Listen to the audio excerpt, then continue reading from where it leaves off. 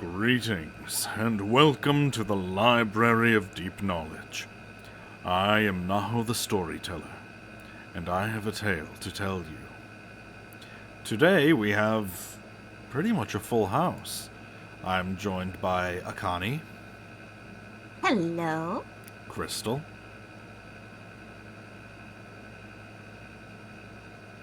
oh no, where'd Crystal go? Eva, Yeah. Momo, Pyong pyong. and a very far away Miki. Ah! Ah! And today we are continuing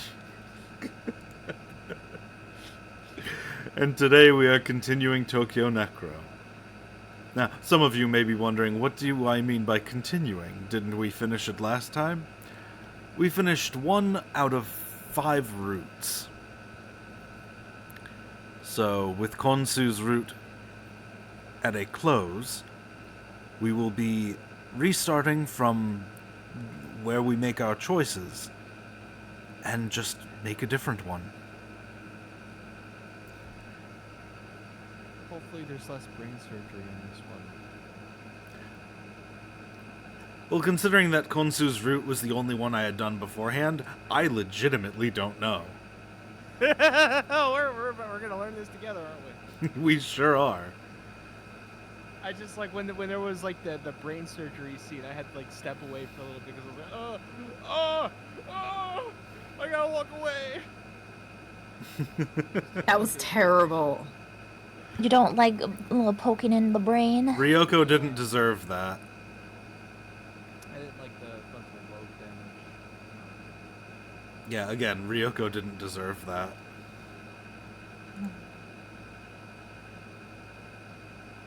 Alright, well, without further ado, let's get this... I need to move everybody so that people aren't in people's ways. Can you put me in like a weird, silly position? I would love that.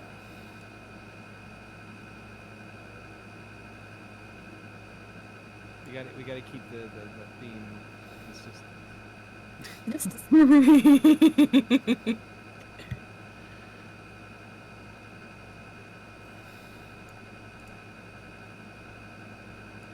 It would diminish the vibes. Well, There we go. As a sniper, I you're love as that. far away from us as possible while still looking.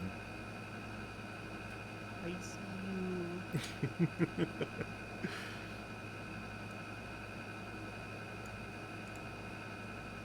Alright. Stalled for long enough. I didn't hear Crystal for a good minute. Yeah, I know. She didn't say anything when during roll call. I hope she's okay.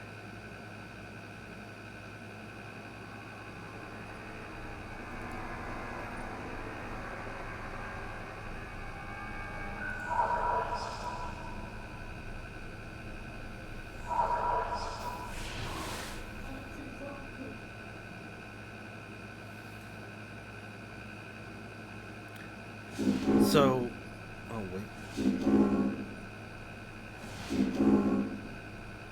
I had some nougat earlier, so I have no idea if my insides are going to comply with that. So I might have to step away a little bit here and there. That's okay. It's all good. Oh, there you are, Crystal. Hello. There she is. So, Oh. I'm not sure if you guys noticed, but No. this is different.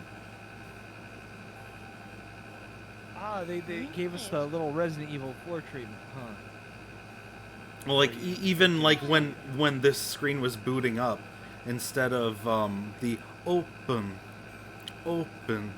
that like was normally the sounds, she was saying something completely different, and I didn't catch what it was because I was too blindsided by the fact that it was different.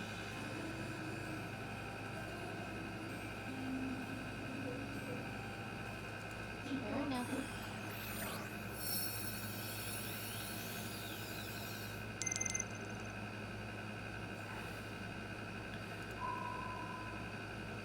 right. So, we going upstairs again, or are we going down this time? Down. I ask because we aren't going to make a different choice for both of them. Oh. Not this time. Oh dear. So, who do we want to change their path? Ethica or Soun? So, All right, we got a vote for Soun, Okay. and I'm guessing Well, maybe that it's because I'm guessing biased, the but I voice like of to Ethica. live. All right, so Ethica's voting for downstairs. Miki's voting for Soun. All right, what else do we got? I don't really care. So I don't know. All right, I will flip a coin for that one then. I have a coin right here. That came up heads, so that's another vote for Ethica. Hurrah. Hey, I'm Mickey, gonna flip my vote coin. Soun, because then we can do Ethica. Ethica later. I don't know. Never mind. I don't care. I'm tired. Don't listen to me. Okay. So you said heads for Ithaca and tails for Solon. Yeah. Man, I feel like Two-Face right now. Call me Harvey. Came up heads. Ah, I could have easily said it was tails. No, that's 2 out of 3. Well, I mean, it already was. Yeah. My coin and your coin. So Ethica it is. Enough people have said Ethica at this point that I'm just gonna say downstairs. Let's go.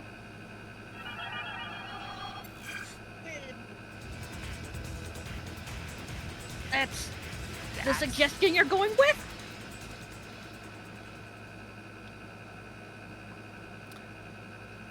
Oh yeah, Miki. Am I Soun or are you?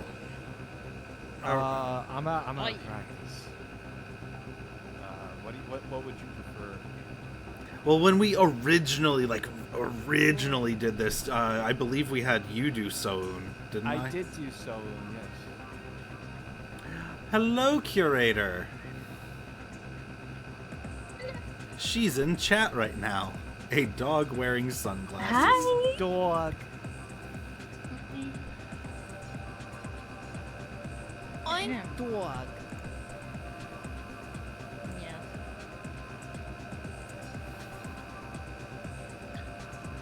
So do you want me to do Solon? Yeah, but only because I want to be Milgram. Okay. Fair enough, I guess. I gotta stand up. Thank you for subscribing again, Akani. I think I do this every month. Yeah, you sure do. And I appreciate it. I like how you have the zombie emote for when somebody follows or subscribes or something. It's a holdover from when I was branded after Corpse Party stuff. After splitting up the net together, reach the entrance.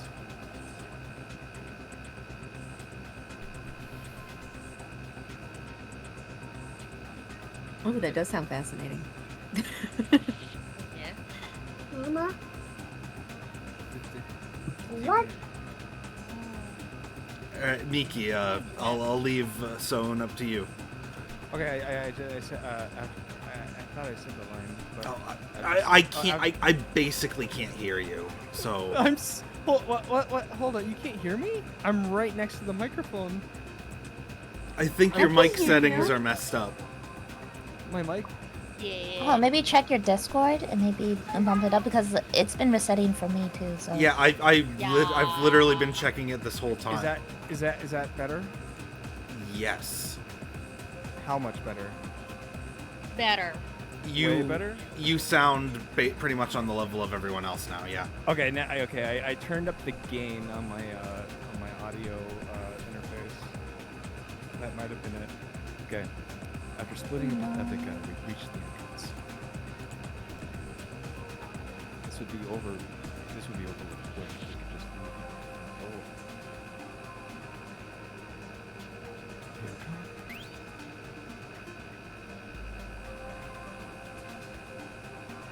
comes. It's still circling up above. Ethica should be luring it away, though. It might not be wise to wait around for the proper timing to leave. Looks like we've got no choice but to use the passage. Seems like true. Be careful. Okay. I offer Eerie. She's not wearing night vision goggles. Doubt it's easy to keep on a steady pace with this. Thank you. My hands touch. I shouldn't feel anything before. The sensation seems so precious. For some reason, your voice is quieted down so it's barely louder than the game. You want me to say it again? It feels like your mic might still be off, unless that's just me. Is it just shouldn't me? be- He sounds fine to me. Yeah, I can also hear him. I'll just say it again. It shouldn't feel any different from before, but the sensation seems somehow precious. I think I might be on edge.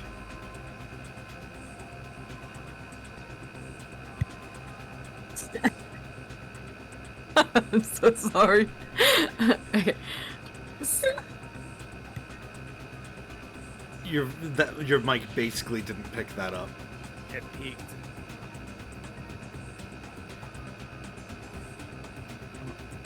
Everybody's So, go. Let's go. I had to turn off my noise suppression. I see. It's all good. There's shards of glass and fragments of shelves scattered about the floor. Hundreds of buildings past. Our footsteps echo in the ruined shopping malls where things quickly get careful, making sure not to trip on anything. I hone my senses to the light. I can't afford to lose the slightest detail. I can't rely on Tokitaka. Can't rely on Ethica or Tokitaka. I must protect Kiriri.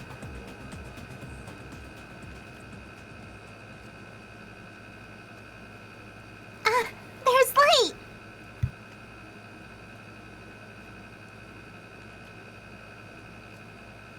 Iria's sighs in relief as second and light in the distance. I'm fine thanks to my night vision, but it must have been harrowing to keep running in the dark like that. Iria leaps into the light.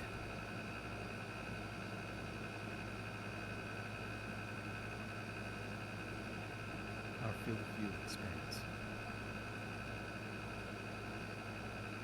We're inside a square atrium, part of a four-story shopping mall.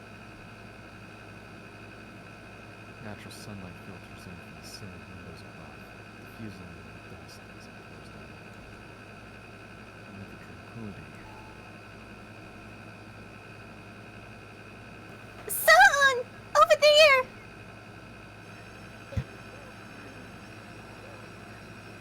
there stands an imposing figure, glaring down from the fourth floor. He stands as tall as sculpture, silver hair swaying ever so slightly. Oh my god, Sephiroth. His reinforced bodysuit gleams in the light of the sun. Despite the shadows cast over his eyes, I feel his gaze bored upon me. It's the same gaze that tangled Moon Shadow. I step forward and cover him. Who are you? Milgram.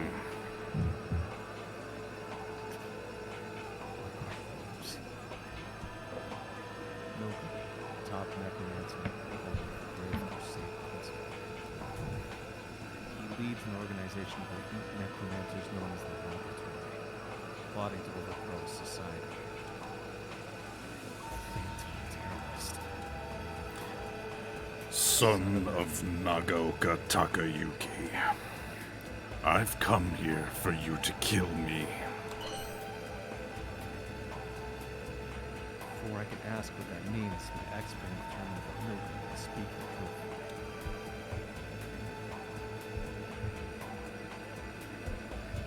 My heart starts beating furiously. Hold on 1 sec. Yeah, I think I'm also going to turn my AC off because it's loud. I have everybody set to 200. Oh my god, Kura, hello! Kura, hello. Is Kura in chat? Oh my god! Hi, Kura. Hello. Hello. Miss you.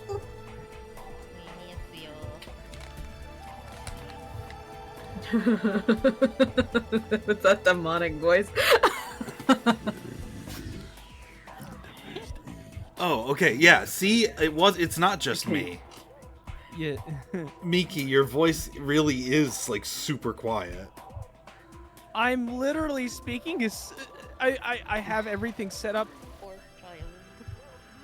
Even in Discord, like you can bump it up yourself as well. I bumped it up. I bumped everything up to 200. Everything is at 200. I'm hearing fine, but that's just me. I lowered my out. Well, Kura's not in Discord. He's watching the stream, and he can barely hear you.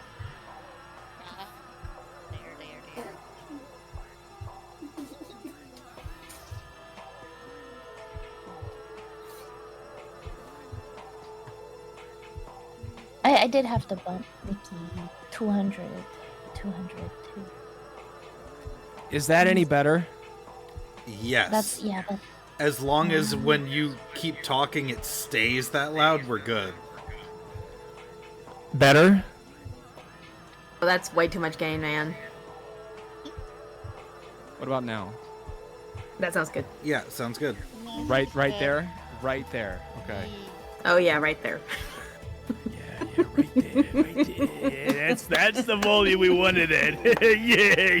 But I think but I think it's also when you read someone's lines, you quiet yourself down a whole lot. Mm-hmm. So try reading the line again, and we'll see. By analyzing the idiosyncrasies of a person's speech, my X-brain can determine whether or not they're lying. All right, yeah, that's good now. Yeah, perfect. As long as it has sufficient data collected, the expanded subconscious should be able to make highly accurate judgments based on the speaker's mannerisms. As long as it has sufficient data collected. So how did my X-brain determine Milgram's words were true so quickly?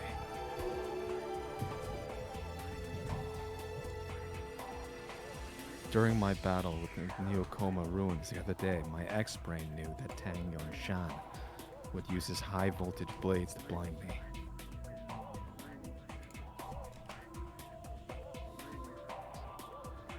And that's because it accumulated data on him during the Sino-American War.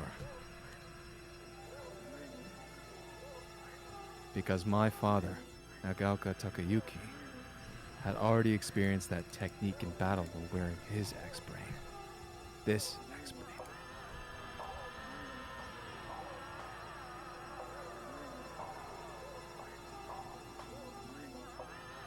Distress begets failure. That's something Ikatsu drilled into me time and time again. I desperately tried to calm myself, but it's no use. Are you the one who killed my father? Should I kill your loved ones? Will your hatred make you stronger? In that case, I shall kill that woman.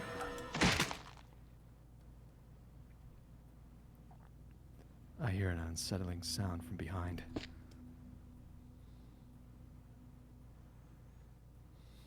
I turn around to see a ghoul with bones jutting out of its hips. Two more leap down from the upper floors. Some ghouls fail to stick the landing and explode into petals of dusky red blood and rotten flesh. Milgram pays this no heed.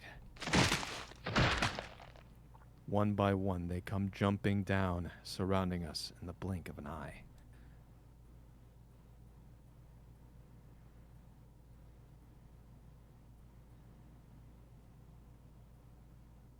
Akani?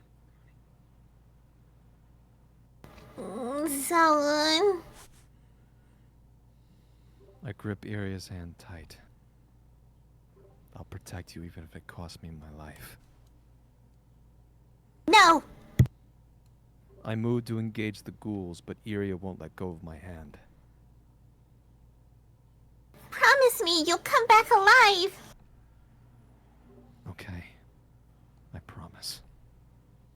If I die, I won't be punished for breaking this promise. It has no binding force. But it's by no means meaningless. The warmth of Iria's touch lingers like a fire in my hand as I grip my firearms. It feels different from usual.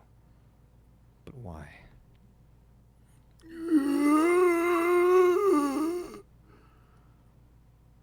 I cast away my hesitation.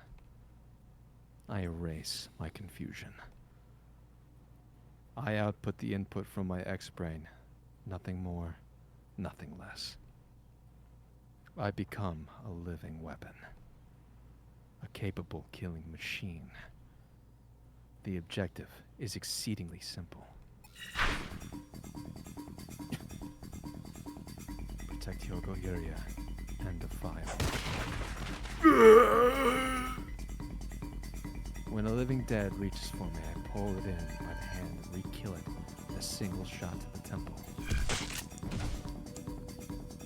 And not a moment later, I'm onto the next living dead. I make use of my remaining rotational momentum and transition into a low kick. Its legs snap like toothpicks, thanks to the cracks made upon impact when it landed. When the living dead crumbles to the floor, I pin its head against the ground with my reanimator and fire, re-killing it. Re-eliminator. Right, You said reanimator. Re-eliminate. I'm re-eliminator and fire, re-killing it. I kick off the floor, tackling the next ghoul rushing towards me. I stop the enemy's movements and shoot its brains out through its chin.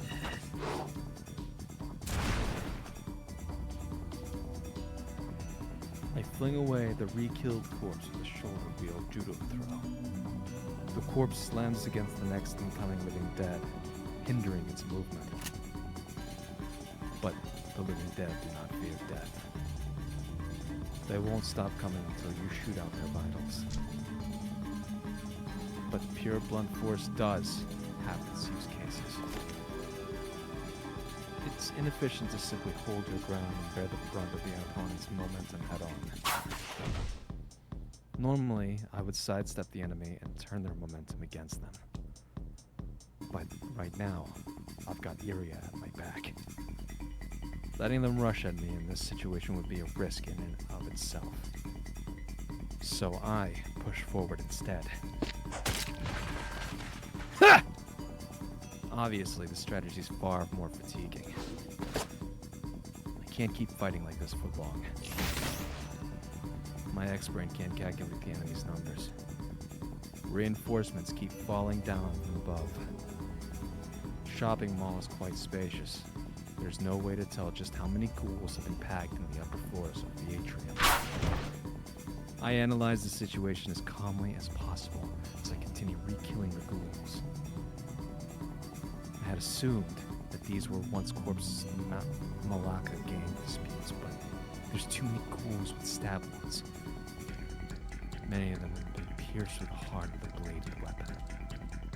Considering the temperature of this area and the decomposition of the bodies, the corpses must have been about 2 weeks old. That's around the same time as Tang and Shan was spotted here. The living dead Milgram was puppeting our made with corpses from around that time. My X-brain reads my brain waves. It consolidates my conjecture through the mesh network. 2 weeks ago, a number of Malacca gang members went missing after a skirmish. About 30 of them. Putting my conjecture and my X-brain's calculations together, we have our number. It's not conclusive, but it's better than fighting with anyone who leads at all.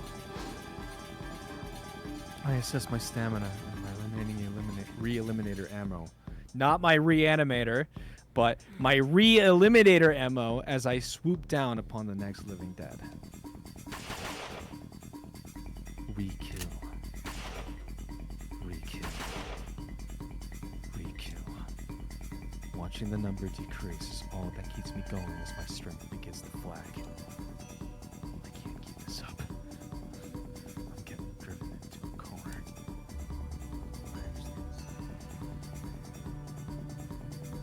I understand the situation. And yet...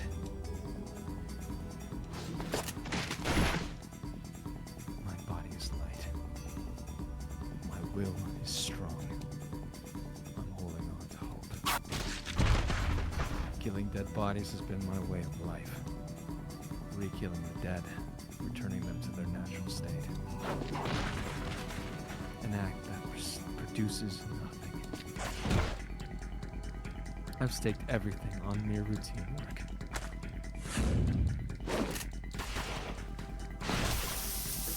But today, it's different. Today, I'm holding these guns for the sake of the living. Today, I'm fighting a noble fight so that the living may have it tomorrow. I never knew I was capable of something like this. Last one. The ghoul is crouching in front of me.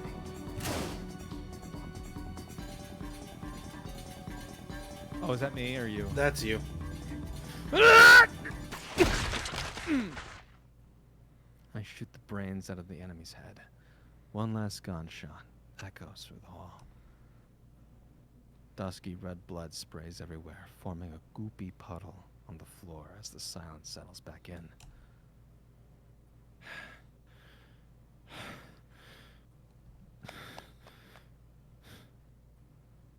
Son! Iria, are you safe? Yeah, Well done, Nagaoka-san. Hold on one sec. I got bugs all over me. Hold on a sec. Oh jeez. Oh no. Oh god. Oh fuck. Burn them. Burn them all. No. I can't help it. They're everywhere. No! They must have been attracted to all of the dusky red blood. No, I've had this problem. I mean, for makes weeks. sense. Oh my gosh, what kind of bugs? Earwigs. That's terrible. Please continue. Horrible. I'll be back in a minute. All right, I'll take over for Hopefully Soen live. then. Yeah, please. I need you to pull a Star Wars: The Clone Wars and talk to yourself for a little bit. Wouldn't be the first time. Milgram steps forth from the darkness. He must have headed down the stairs while watching the battle unfold. You really are Nagaoka Takayuki's son. I can't stand that look. It's like he's looking past me, just like Tang Yunshan did. I'm sure he was fondly reminiscing as he looked down at the battlefield, pulling the strings of his ghouls up above. Have I upset you? Are you that ashamed of your father?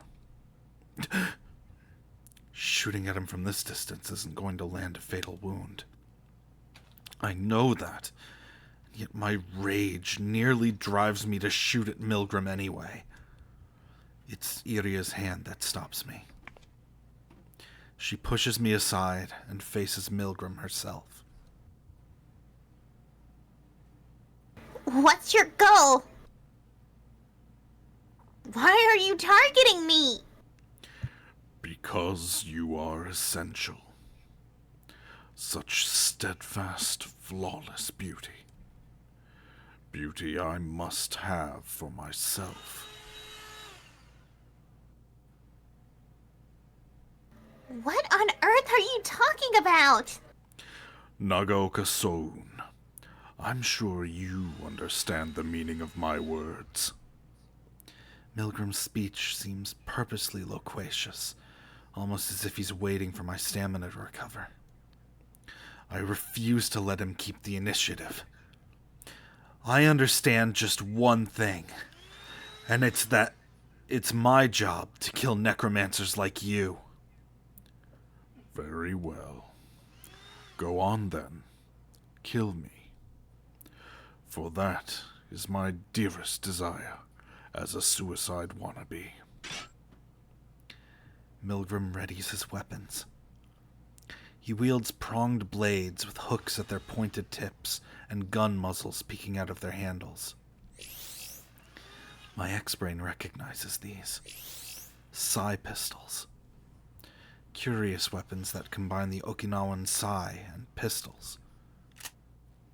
I ready my re-eliminators and go face to face with Milgram. I quietly approach. Wild's here? Wild? Hi. Oh my god, yeah, I didn't see him. Sorry I'm My late. goodness, I didn't see you. He was hiding. Alright, now we actually do welcome, have welcome. a full... Everyone's here. Oh my gosh, yay. Oh. I gotta take a Sorry to keep picture you of waiting. this. Yeah, Wild. We even have Miki here, too. Although he's currently fighting his own battle against a bunch of earwigs.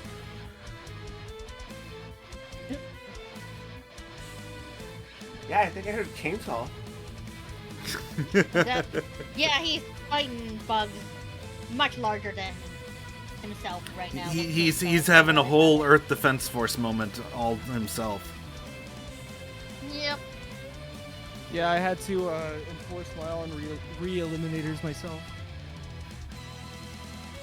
I'm back, kind of, sort of. I can. Yeah. Alright. Take over for Soun then.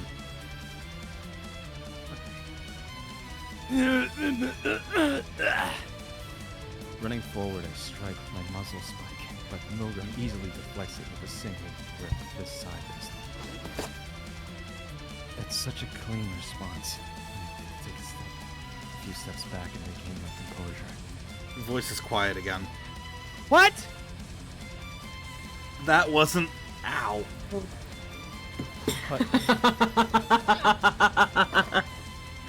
Sorry. I think it's just him deepening his voice and talking like... Okay, it's such a clean response, I have to take a few steps back and regain my composure. Milgram just looks at me, not saying a word, as if nothing had happened. He pierces me with that gaze. As the ages change, so do the perfect sword and the perfect shield. The shield is a light advantage in the current era owing to the technological advancements and limited access to natural resources. For example, there's magnetic liquid armor. It's normally in a fluid state, offering no hindrance to motion whatsoever, but as soon as danger is detected, it solidifies to form harder than steel. The exceptional defense capabilities of battle suits necessitated a huge shift in anti-personnel martial arts theory. But Milgram isn't wearing a helmet. Obviously, his cranium could be very well be enforced with a cemented carbide or bulletproof ceramic plate. But those enhancements aren't perfect, and if there's any reason not to wear a helmet on top of that, I can't think of one. It's such an obvious vulnerability to expose to your opponent. Obviously, Milgram is no idiot. You should take it as a ploy of some sort. My ex-brain recommends observing the enemy to scope out his true intentions. With that in mind, I'm approaching this fight cautiously. But If you're not going to make a move, then I will. with that declaration, Milgram leaps to action. I knew it was coming, yet my eyes couldn't keep up with it. My body automatically obeys my... Oh, sneeze. I thought I had to sneeze. My body automatically obeys my ex-brain's advice and forms a cross with both my eliminators barely managing to avoid it directly.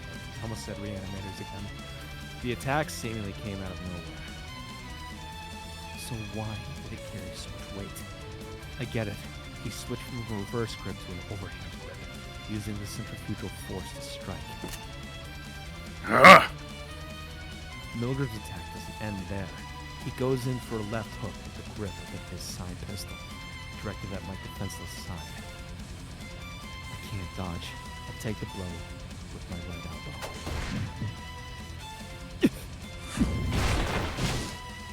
It feels like I've been hit by a truck. My body flies into the air, making an arc from the near center of the atrium all the way to the support of the leg.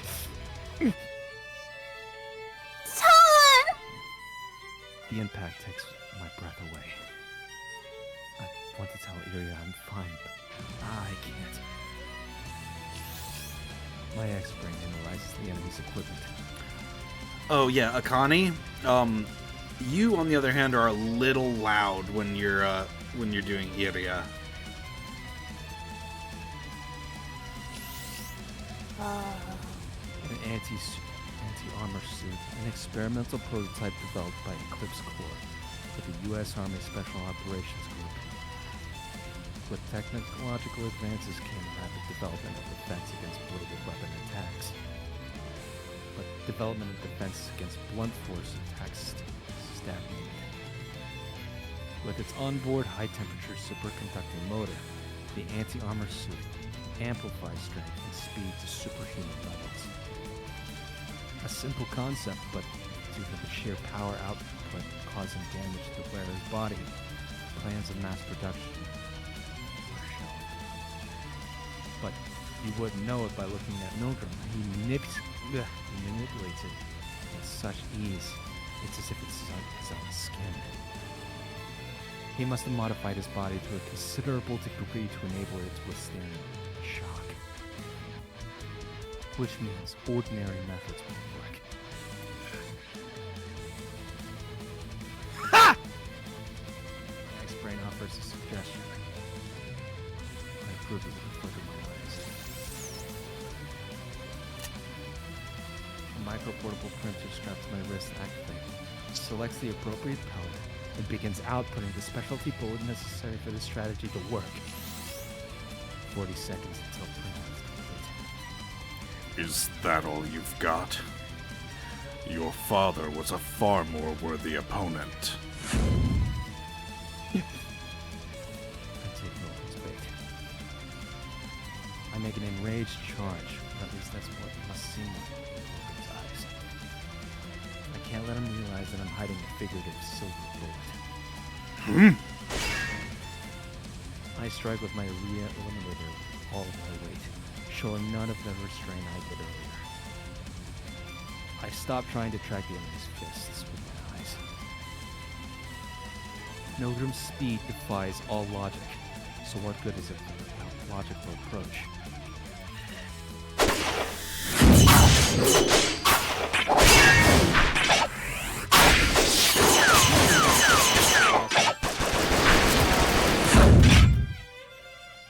I entrust everything to my ex-brain. More accuracy, more precision, more clarity. Every motion exact, every decision immediate. I see you've cast away your hesitation. Milgram speaks sentimentally as he responds to my attacks. He doesn't need to focus the way I do. I I'm reminded of my battle with Nagaoka Takayuki. But fine.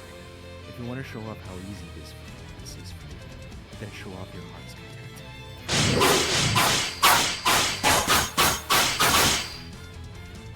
That battle was a masterpiece. I think nothing. I feel nothing. I become nothing more than a weapon to defeat my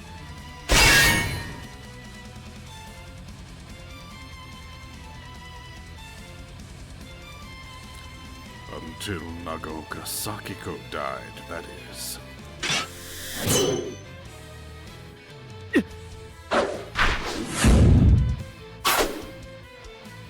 I strike with everything I have. Splendid.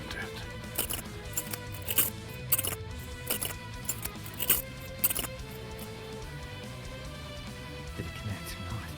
Milgram wedged the eliminator between the prongs of his side pistol.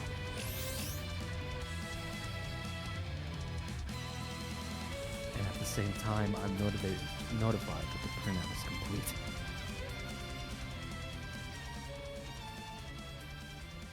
Is that me? No, that's Iria. I was about to... I hear a shriek behind me. A living dead has pinned the area down.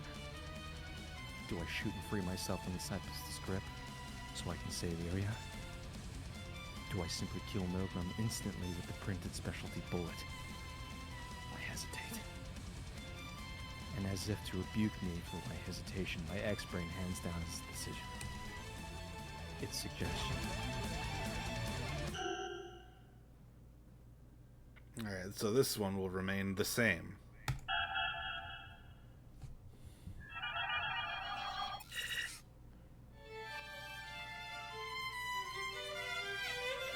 My body automatically moves in accordance with the suggestion. Okay, now we get new content. And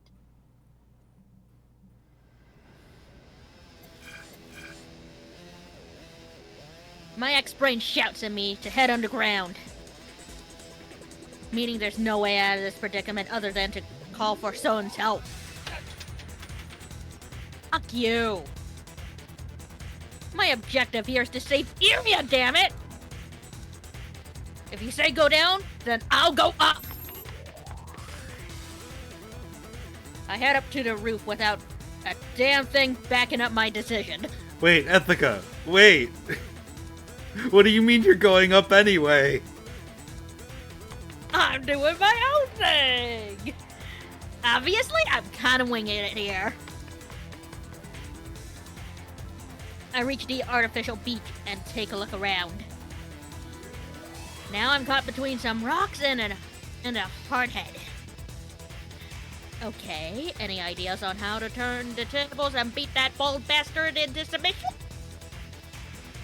How can I get a terrain advantage here? Think. Ah! Bingo! I'm a fucking genius! I can feel a faint shock reverberating through the ground. The fucker's probably blown away the stairwell door and gone outside. Well, I'll just have to make sure I'm prepared. The bald bastard soars into the sky, and as soon as it catches sight of me, it swoops down at a 90-degree angle.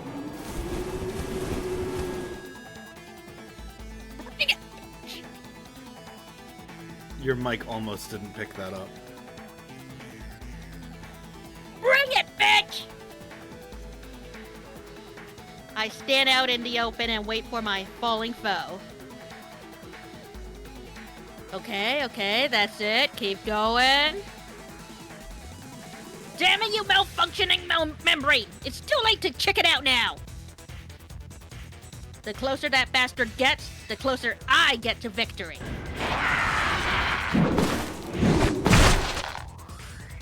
I know exactly what you're trying to do. This is a 9-story building. The aquarium was an expansion added to the roof.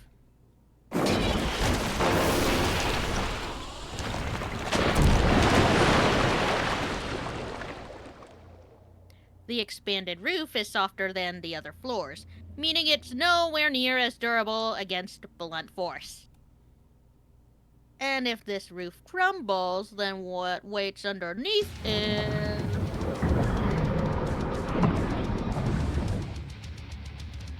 your watery grave, you bald bastard! We're now inside the water tank of the aquarium on the top floor. Rocket engines can function underwater, but it's not the same as flying in the air, now is it? Meanwhile, I love swimming in the water. Now I've got the terrain advantage. First of all, we're underwater. In the air, the tips of your ultramagnetic whips break the speed of sound, but underwater, they're not a threat at all. Meanwhile, I've got an AK-50.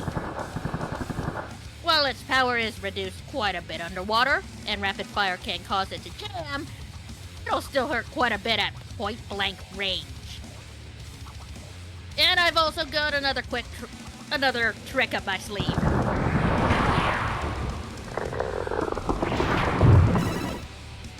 Ah, shit.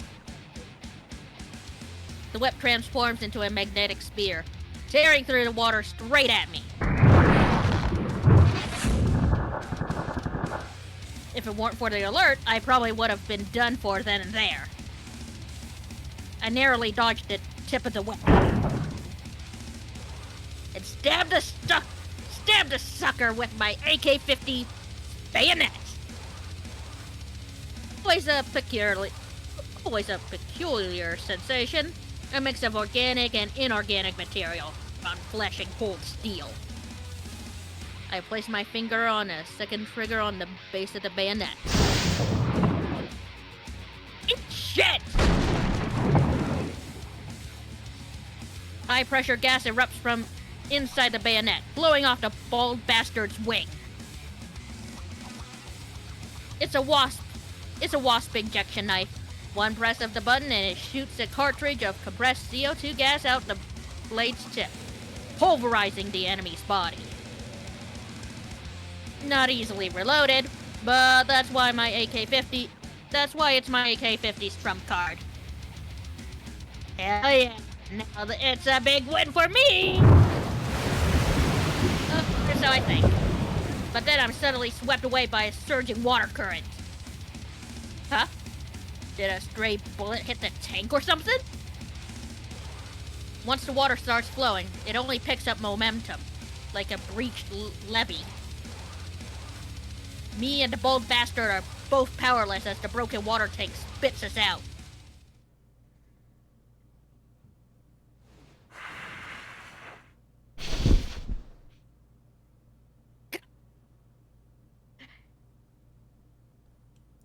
Your mic didn't pick up any of that. Oh dear.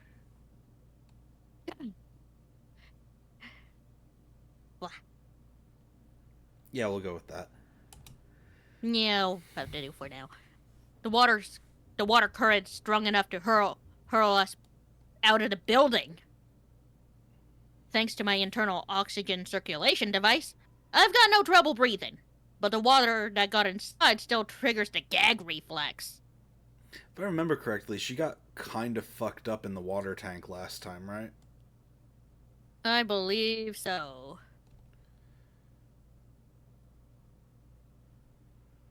But I've got more than just coughing up water to worry about.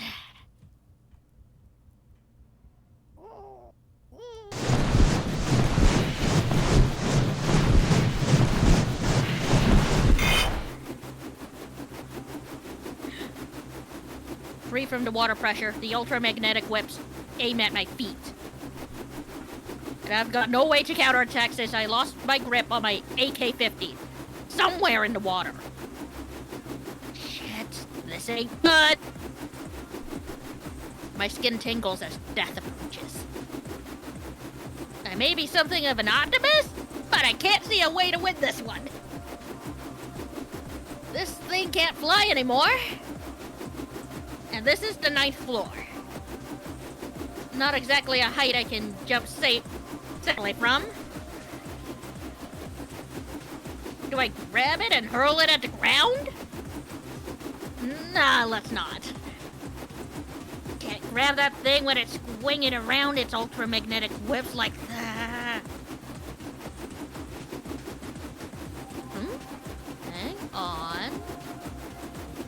My X-brain isn't telling me to jump. Which means there's a better option.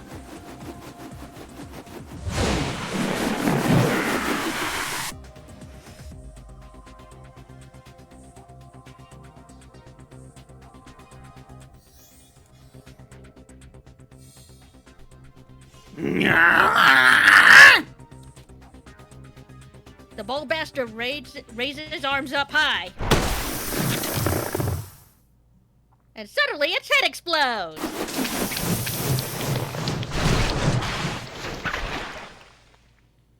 Having lost its command center, the hi-fi collapses, becoming entangled in its own whips. Dusky red sprays everywhere. There's no doubt about it. I only know one person capable of this.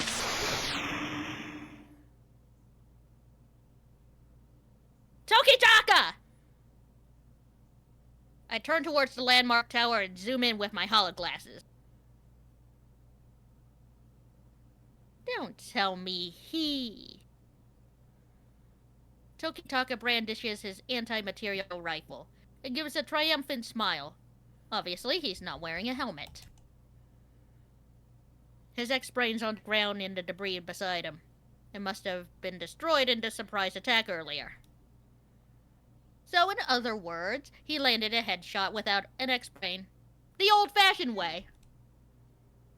You really did it, you crazy son of a bitch. I like this guy. We all do.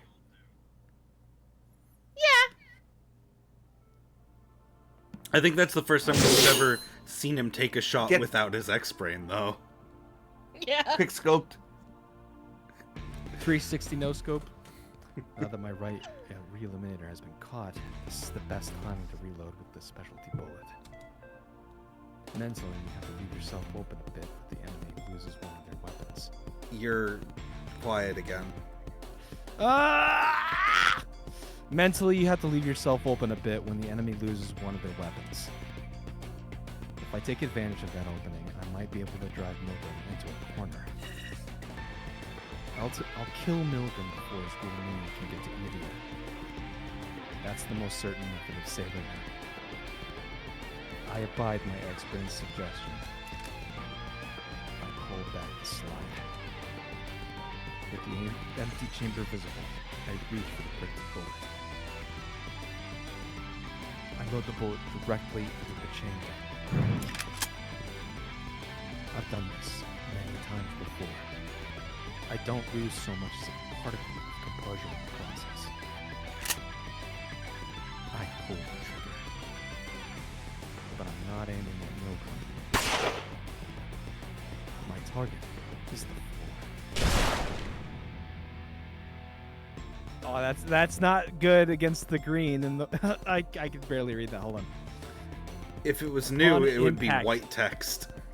I know, it's so... It would be... Upon impact, the encased solution... Thank you. Upon impact, the encased solution spreads out from the crushed shell. Oh, fuck There was only a minuscule amount of liquid inside, but upon contact with the moisture in the air, it begins to spread across the level floor. This is an MDS book. It spreads a nano coating into the ground and smooths the surface to a near zero coefficient of friction. It's about 50 times as slippery as ice. Milgram's strength is based on sheer force. But that sheer force is based on his body mass and friction. His heavy attacks are only made possible by the floor supporting his body. So I'll render that support useless. Obviously, no matter of compression can bypass the physical limitation of how much volume you can contain in a specialty bullet. Without the proper conditions, the solution won't spread properly. But this flat level floor is perfect. Damn. It's enough to make him lose his balance then.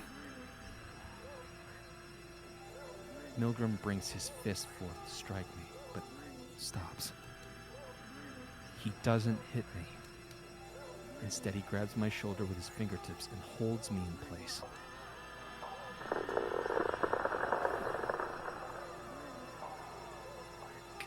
He tightens his grip like a vice. I can't escape. Now it doesn't matter whether or not he slips on the floor. I try to reload, but I can't make it in time. Milgram puts away his side pistol and swings his knife hand strike.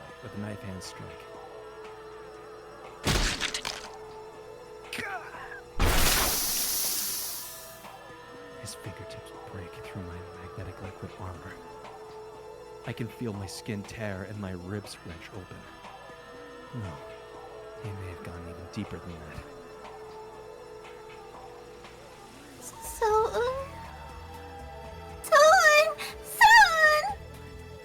Iria cries out from afar. I struggle to get away. I can't afford to die here. I can't let her mourn for me. It's no use. No. I'm not done yet. You disappoint me, Nagaoka-san. This is your punishment. Milgram draws back his bloodied hand. Gouging a hole in my body. And taking my heart with it. I'm sorry, Iria. I'm dead.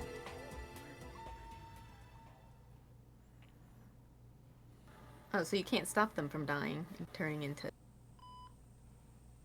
Well, I made the Living same being. choice for him that I did the first time. Well, I mean, is it possible Is that that we me can still? save them? No, sorry, Miki, this looks to be Hi. It's Ethica. me. Yeah. Okay. I'm in the ICU room of a hospital managed by the military police. I assume that if I picked the other choice, Soun would still be alive. It's just I've never picked that other choice.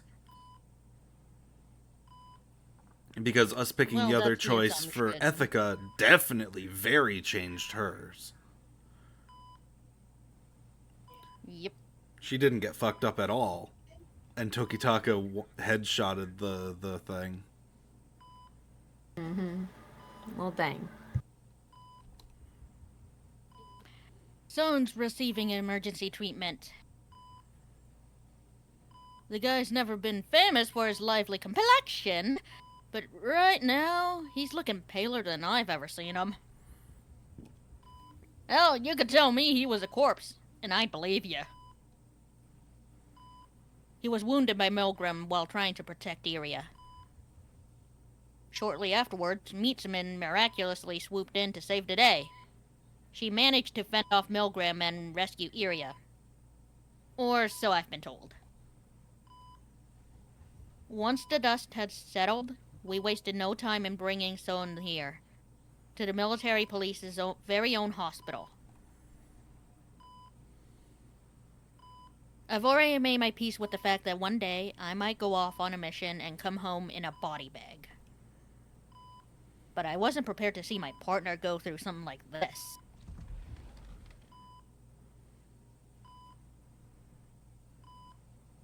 Momo.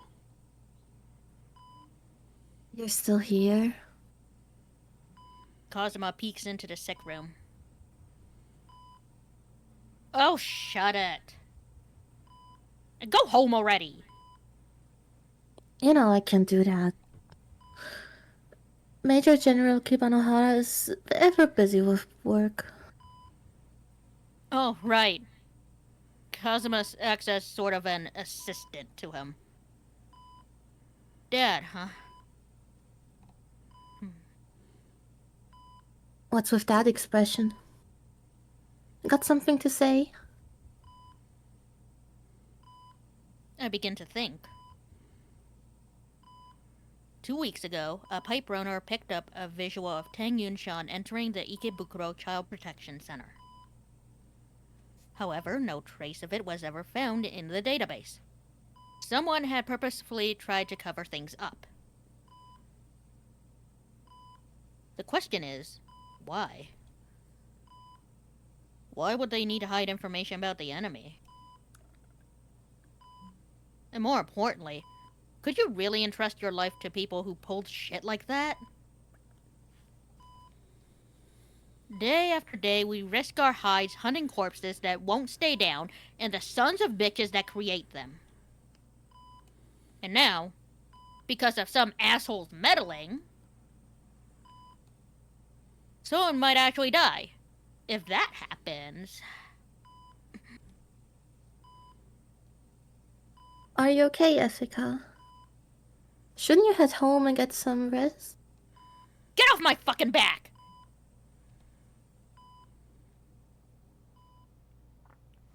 I hang my head and stare at the floor, unable to even look her in the eye. I'm anything but calm and collected right now. Losing my shit like this won't solve anything. I know that, but... I believe Wild, we had you do Ethica's dad. Was I? It back then it was just so that I wouldn't be reading a whole bunch of characters at once, but now I think I'm just gonna give them to you. Oh, fuck, I forget what he sounds like. 心配するな。 Oh. I There's realize no need for concern. Yeah, I realize like I'm the best suited for it, but I mean, actually, you know what? I'm not doing Soun while Miki's here, so I might as well. Oh, okay. I just hope that Tokitaka shows up soon. And actually, you know, has lines. There's no need for concern. My heart freezes over. His voice is the last thing I want to hear right now. I slowly raise my head.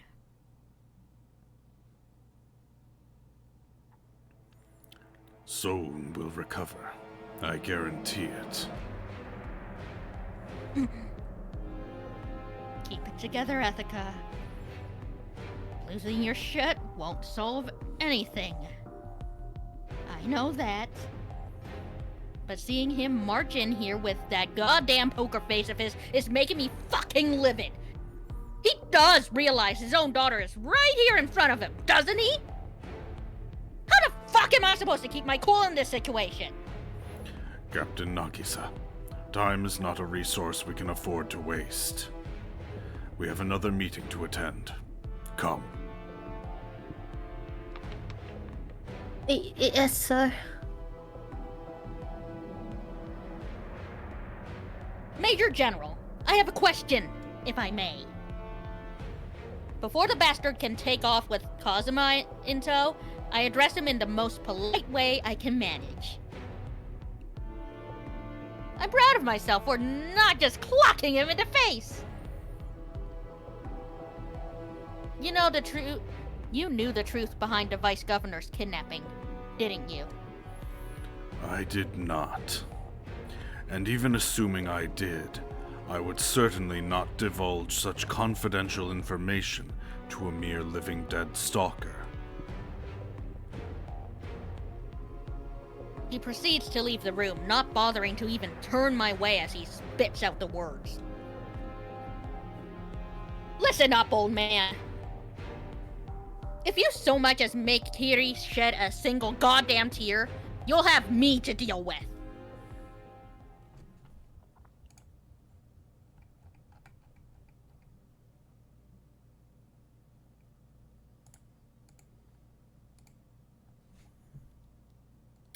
I'm going to skip this. We both we all know what this one is. The very uncomfortable scene. Let's just... It's all good. We do? It's very uncomfy scene. Let's just... Oh. I will tell you later, Mickey. But just know it's very uncomfy scene. Yeah. Got it.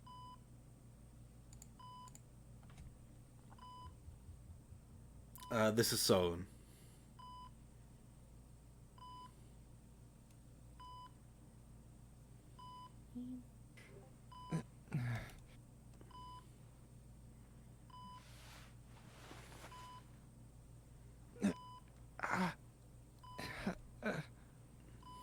The same old nightmare. And the same darkness that has cast its shadow over my life.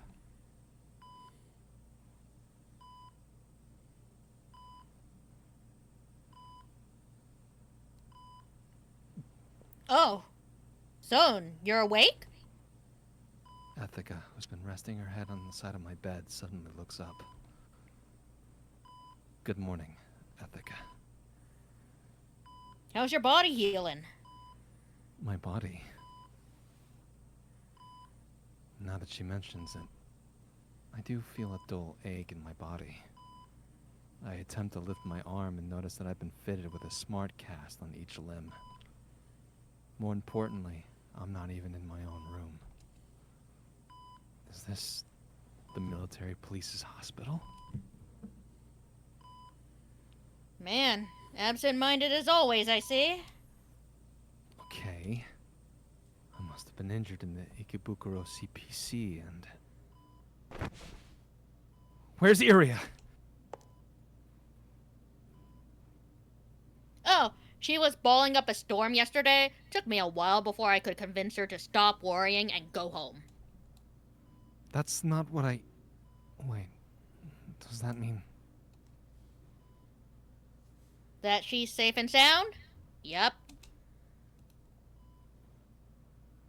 Mitsuman swooped in and saved the day. Managed to fend off Milgram too. We would have been up Shit's Creek without her. So that's what happened. I'll have to make sure to thank Mitsumi later. I'm a little ashamed I couldn't protect Iria myself, but if she's fine, that's all that matters. Actually, wait a second. We're not in the clear yet. She's in a safe place, right? Well, it doesn't get much safer than the office. And she's there. So yeah, she's got both Tokitaka and Ryoko for company. And our security system ain't nothing to laugh at either. I see.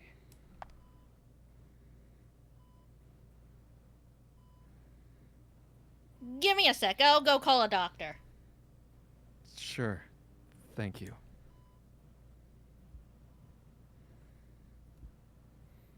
I kind of wanted to see what happened with Milgram. I mean, we got what we got from the Milgram thing. The rapid development of medical micro-machines has fundamentally changed the way medical... This is Ethica. Oh! You can tell from the shape of the text box. Yeah. Okay. It's fascinating, ain't it? Anyways, the rapid development of medical micro-machines has fundamentally changed the way medical procedures work. An examination can now be carried out in nigh instantaneously. Gene therapy and micro-machine surgery offer a speedy cure for almost any illness. Provided you've got the money to foot the bill. Hospitals have largely become faculties for micro-machine maintenance, resulting in fewer doctors and more engineers. Facilities. Yeah.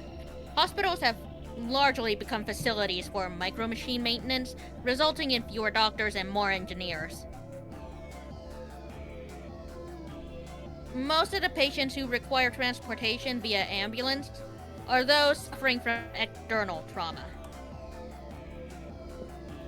Those with critical injuries, such as severed limbs, will receive on-site emergency aid and be sent to an ICU for regenerative treatment, or a facility managed by a company dealing in artificial limbs.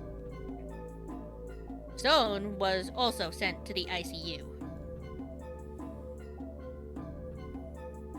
He was pretty much knocking on death's door after that fight he had with Milgram. We rushed him to the hospital, but with the condition he was in, I honestly wasn't sure if he'd make it. Yeah, I mean, Milgram literally ripped his heart out of his chest. Yeah. The wounds he suffered were that bad.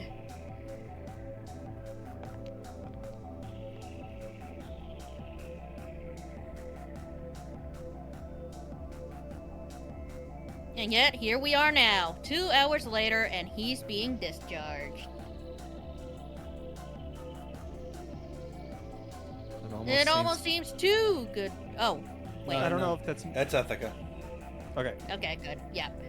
It almost seems too good to be true, you know? Yeah, you can say that again. Of course, I'm very much aware of how the hospital keeps spare parts in stock. Talented living dead stalkers are highly valuable to society.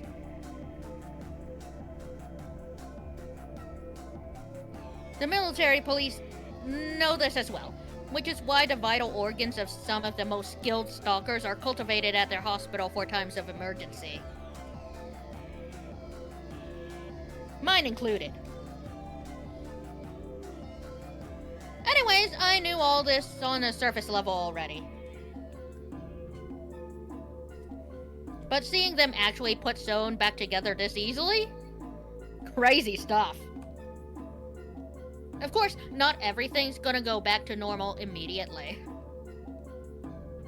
Even with the same genetic information, it's not the same body he's been training until now. In other words, it's gonna take a while for him to be his old self again. Still, it beats having him jacked up with cyborg parts. I thought it said cyborg pants for a second. I feel almost like I've become a living dead. The hell are you on, dude?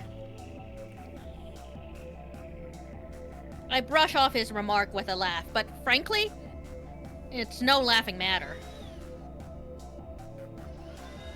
That huge, bulky bastard we took down the other day is a good example of how much necromancers may tinker with the bodies of their creations. Bones being crudely attached... Okay. Bones being crudely attached to machinery. Body parts being swapped around left and right. They remind me more of Frankenstein's monster than living dead, to be honest. So, yeah, I can't really blame Zone for feeling that way, considering the circumstances of his recovery.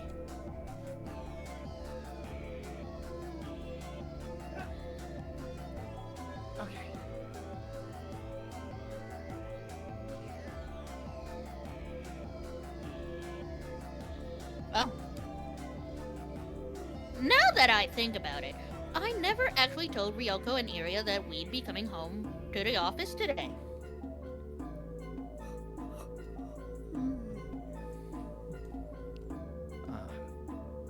I'm home. Huh?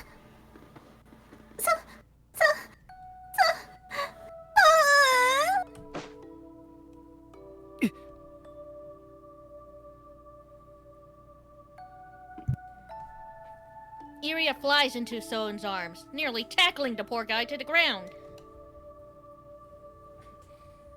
I even noticed him stagger back a bit. He did literally just get discharged, though I guess it's no surprise. Soon! It's really you, isn't it? I mean, who else would it be? Soon! Iria? Soon!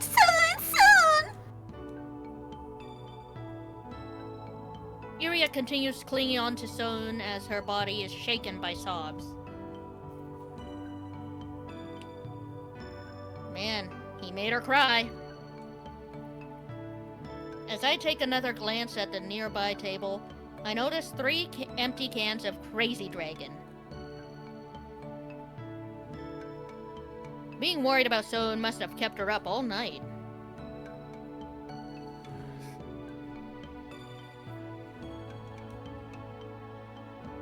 Soon, our very own dumbass number 1, throws a pleading gaze at me. Figure it out on your own, Prince Charming. I decide to leave the young'uns to their steamy reunion and beat a retreat.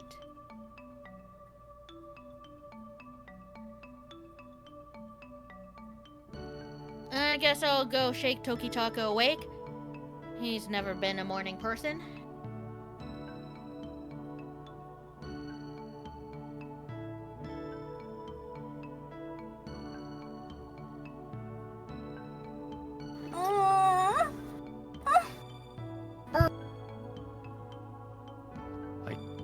I consider asking Ethica for help, only to notice that she's already gone. What do I do now? I want to say something, but I'm not even sure why Yuri is crying, which leaves me in an impasse. However, Iria, I'm sorry. I know I've done something to make you sad. Soon? That's not it. I'm sorry. It's just that I was the one who insisted on coming. We were the ones who made the final call. This was a failing on my part. There's no reason for you to beat yourself up over it. But that means This is no good. Iria's on the verge of tears again. I don't want to see her in pain anymore. Volume. I don't want to see her in pain anymore. Iria, I want to see you happy. I think you have a wonderful smile. So tell me, is there anything I can do for you? Huh? Iria? Son! I want you to promise me. Listen, promise me you'll always come out on... that you'll survive whatever they throw at you.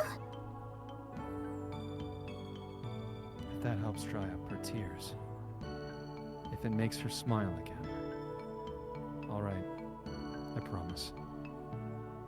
I'll live through this. I'll make sure I come out on top. Thanks. As Iria smiles at me, I feel a deep sense of relief. Crisis averted.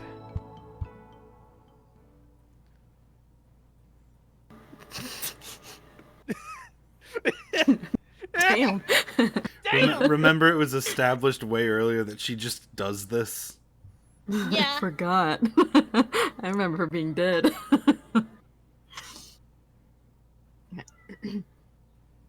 Soon? Good morning, Ryoko. Oh, thank goodness. I feared the worst.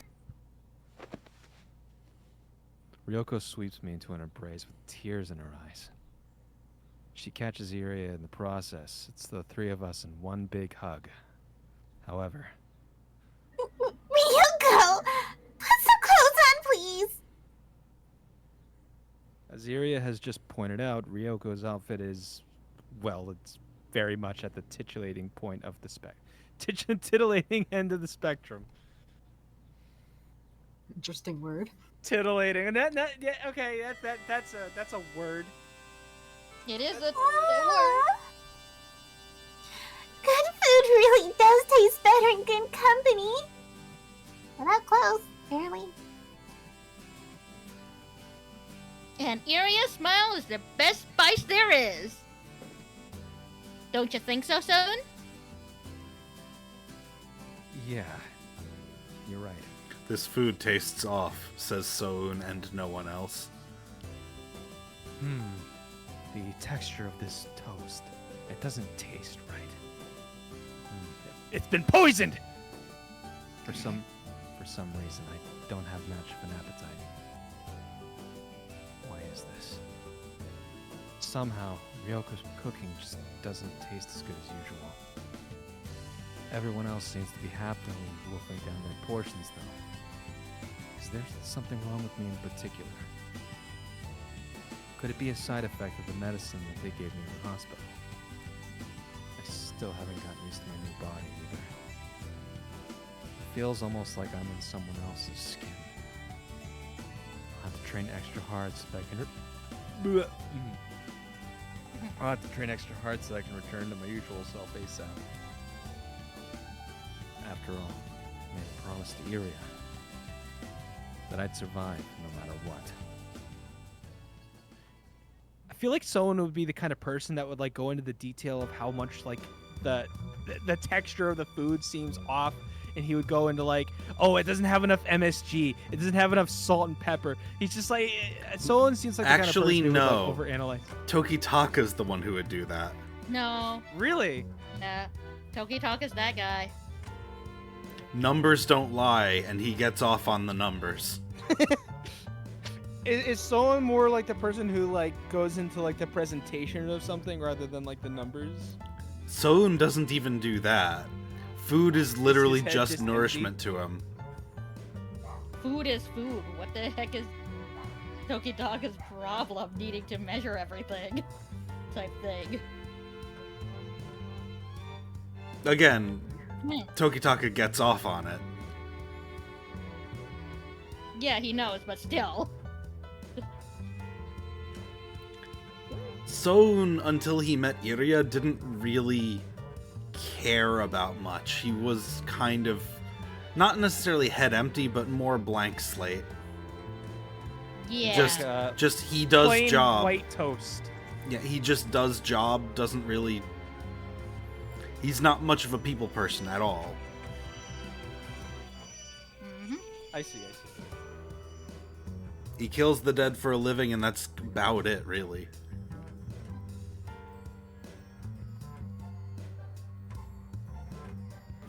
Well then. And so, the meeting begins in earnest. First off, allow me to apologize. I failed to alert you of Milgram's presence at the CPC. In particular, allowing Iria to accompany you was clearly an error in judgment on my part. Please forgive me. Ryoko bows her head as deep as she can. Her apologies probably aimed primarily at me. I was the most reluctant to bring Iria along. It's only fair to acknowledge her sincerity. Once Ryoko has raised her head, I decide to speak up as well. Bringing Iria along was certainly a risk, but we did ultimately manage to escape the facility, albeit just barely. And the risk we took did pay off. If Iria hadn't been there with us, we might have never found that secret room. 詳しく聞かせてもらおうか。 I believe that's Mitsumin. Oh, that's still me, right? That's that cat-eared lure. Okay. Allow me to join in on this discussion. Alerted by the unexpected voice, I immediately rise from my seat to shield Iria from any potential harm. However, the person who enters the room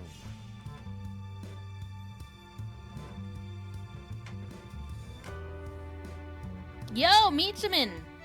Doing okay? Is none other than Gijo Mitsumi. The front door was unlocked. Is that what counts for security around here? What? Yoko hastily takes out her papyrus. She begins running a fresh security check, her expression visibly perplexed.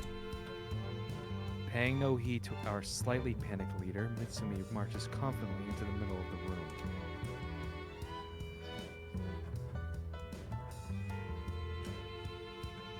Listen well. Milgram and the members of... Unlike...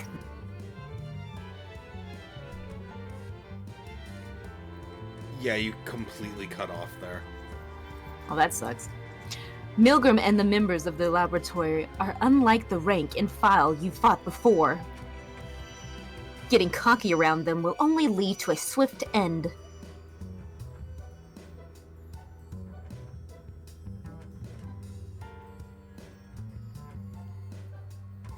Oh, you seem to know an awful lot about Milgram.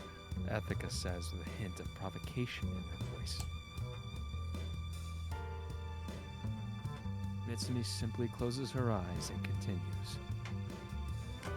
I came here today with a proposal in mind. A proposal? We need to form a partnership. Mitsumi's unexpected offer renders us completely speechless. After a long pause, Ryoko addresses Mitsumi to formally confirm her intentions. So, you're proposing an alliance between ourselves and the Gijo Living Dead Stalker Agency? Correct. Mitsumi nods, but Tokitaka feels compelled to interject. You have no idea how many times we ended up getting the short end of the stick because of you. How awfully convenient that you'd come begging for help when the enemy proves too much to handle on your own. Are you eating right now, Wild? That's something that Tokitaka would probably do, right? He'd be They eating. already finished eating. Hey, so You're still I got sneaking braces bites. installed and a bite plate Nice. on Monday. Oh, you got- so I'm still getting used to Oh. talking. You're Oh. okay. That's okay. Could have said eating. It was fine. I just said, this is probably gonna be a long-term thing. Oh, I see. you're probably hurting a little bit. A little bit. Well, I feel for you. I remember having braces. It's really the bite plate that's fucking me up because there's an inch thick thing in the roof of my mouth, Yeah. which makes it hard to pronounce words.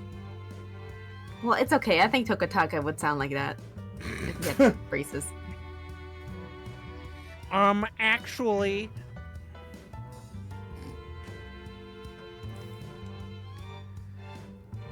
Oh, do you mean to imply that your agency was perfectly equipped to take down Milgram? Wait, does this mean that I can ask Shiro to make a Oh my god. modified version of your Fugi here to just put braces on it? Oh my god. That'd be fun. Sure. Although instead of braces, it'd be more like a Jimmy from Ed, Edd and Eddy style retainer just around your entire no. head. No. God. No. I'm not gonna actually do that because that's actually mean, but but the thought occurred to me and I laughed at it. Revenge takes no prisoners, Double D.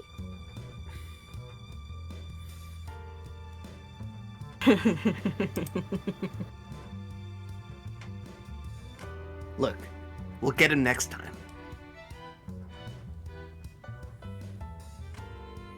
Don't make me laugh. How much do you even know about the man? Ethica, who picks off his enemies from afar with an anti-material rifle, and Mitsumi, who cuts through her foes at close range with an ultrasonic vibro katana.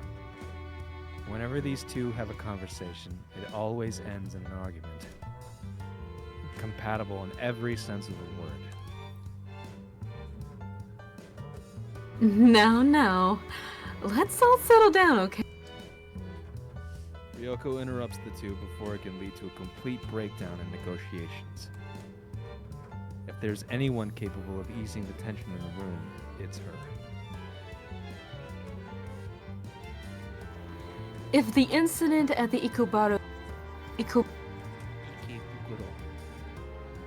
If the incident at the thing Ikebukuro. that Ikebukuro. if the incident at the Ikebukuro CPC has proven one thing, it's that Milgram and the laboratory are no ordinary adversaries. As such, I believe we can both benefit from this alliance. I do have one condition. And what would that be? Mitsumi closes her eyes before continuing. Her words are bathed in the fires of her inner conviction. I, Gijo Mitsumi, shall deliver the finishing blow to Milgram.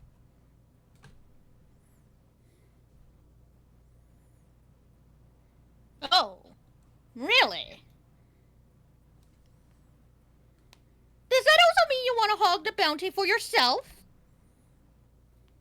To hell with the bounty! Okay, great. Then I guess you don't mind if we keep all the money. Huh? In that case, I've got nothing against this alliance. Well said. The international bounty on Milgram's head should be about 230 million yen. So if we subtract one person's share, that's...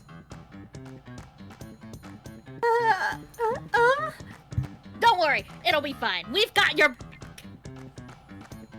You go and slice that bastard to bits. Then we're off to cash in the bounty. It's a win-win.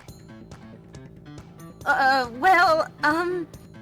know I said I didn't need the bounty, but... Oh, what is it? Changed your mind? No, it's just that, well... Well... You see, I... Yeah? There was some necessary expenses involved. Oh, right. That makes sense. They're necessary after all. Anyway, I guess that concludes our negotiations. What?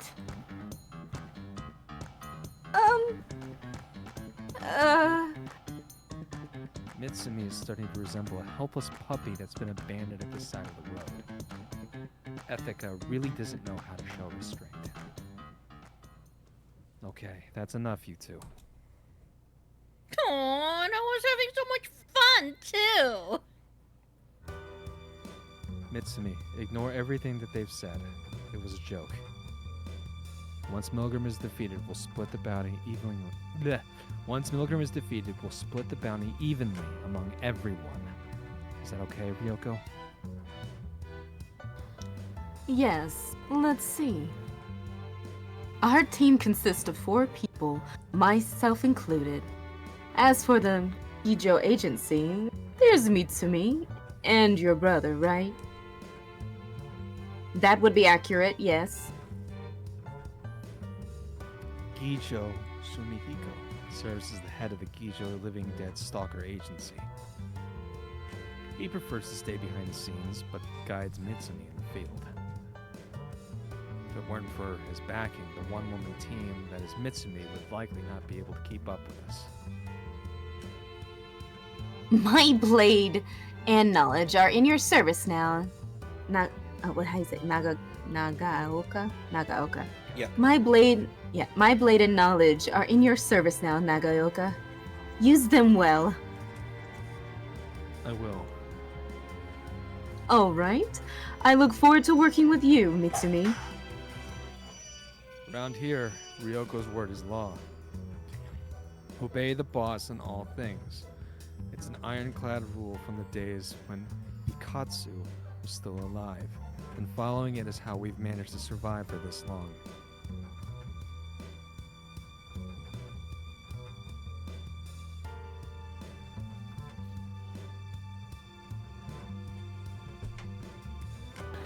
All right, everyone. Let's go over what we learned.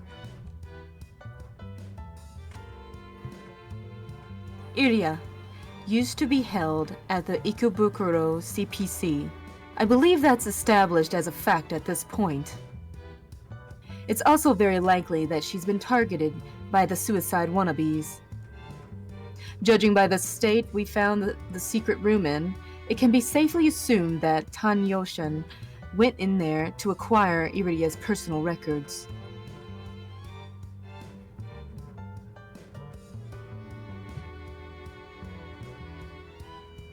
Iria bites into her lower lip as she listens to Ryoko's explanation. Having remained a silent spectator until now, Mitsumi finally decides to speak up. I have a different view on this. Milgram rarely ever shows himself in front of others. When he does, he makes absolutely sure to accomplish his objective. Had he genuinely been after Hogyo, he would not have retreated so easily when we crossed blades.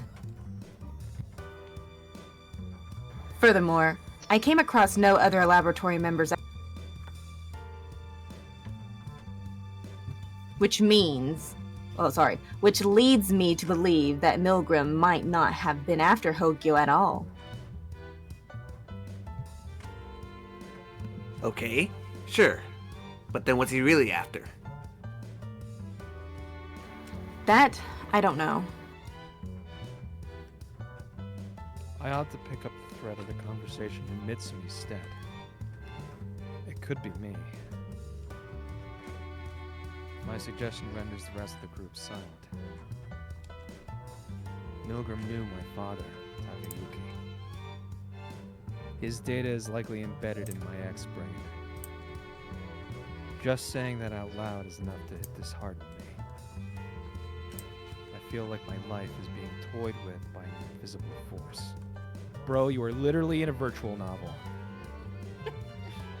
Relax, dude. You're overthinking it. If he were after you, he'd come knocking on our front door. Not like we're some cloak and dagger enterprise. Ethica's bravado can be a blessing sometimes. Iria, from what I understand, you met with someone very close to you in the secret room we found at Ikebukuro CPC. Yeah, at least I think so. Could that person have been Kurashima Michiya? Well... Iria takes a moment to think. No, I don't think so.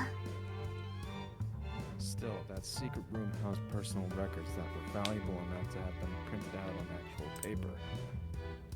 And the entire place had a distinctly different feel to it compared to the rest of the facility. One thing's for sure, it was no ordinary room. As such, it stands to reason that the facility's supervisor would be aware of what exactly they were using it for.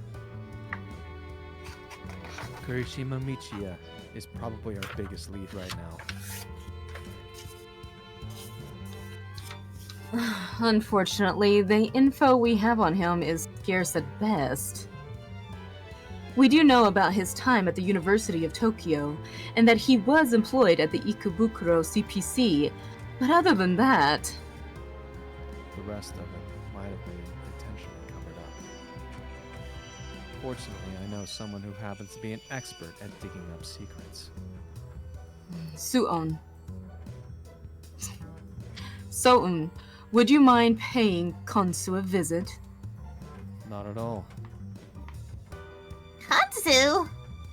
I'm going too! But why?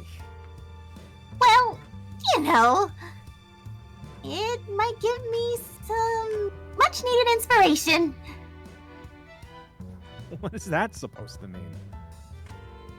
The downtown area shouldn't be all that dangerous, so I'm counting on you to keep Iria safe. The hyper ghetto is anything but safe, but I'm not about to go against Ryoko's orders. Understood. Yay! Yay! As for Ethica, I'd like you to visit the military police headquarters. Roger, I'll go squeeze some money out of them. Naturally, I'm going to stay hush-hush about our little run-in with Milgram. It's best not to reveal that we know about Tang Yunshan's visual records being covered up. A little late for that. Just a tad.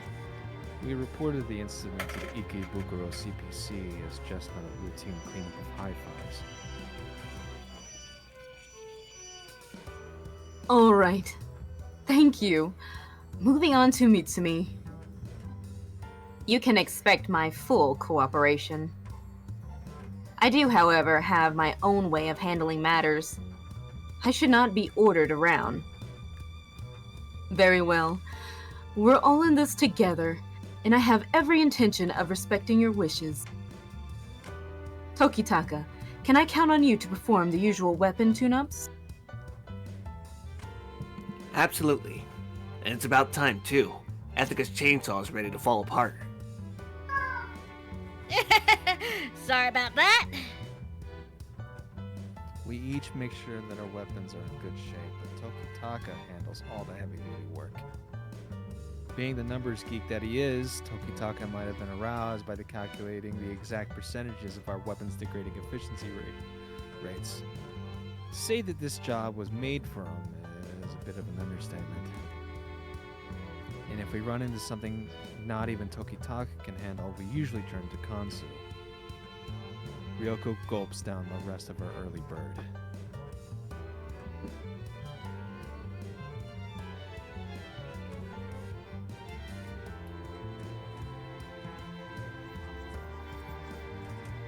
Connie? Just give me a sec.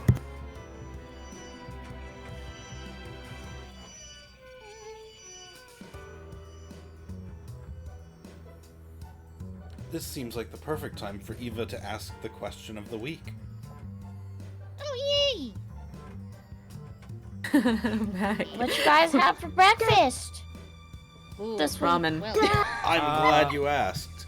I got a platter of rice, chicken, lamb, onions, green peppers, and chickpeas. That was drowned in a white yogurt sauce and a green jalapeno sauce. It sounds a lot better than what I've Interesting. eaten this week. It sounds like the best thing. Yeah, there's a place that's just down the street that I can get that whole thing. It'll fill me up for the whole day, and it's like $7. wow. I have a taco place that I went to a few days ago. It was okay. It was what is the carne asada? Yeah, carne asada tacos. They're pretty good. Oh. I just had donut holes this morning. I didn't really eat anything else. I mean, that's delicious. Wow. That's a sweet treat. And then I had like a chocolate cream pie and some pretzels. I really didn't actually eat anything real today. Now that I think about it. Well, I should probably do that after stream. I'm hungry. you should You gotta eat. No, but I understand. do. I'll hold out for another 47 minutes. What? Huh? Nani? That's when stream ends. Oh, okay. Say, Nani? Okay, sorry. Okay, team, let's move out.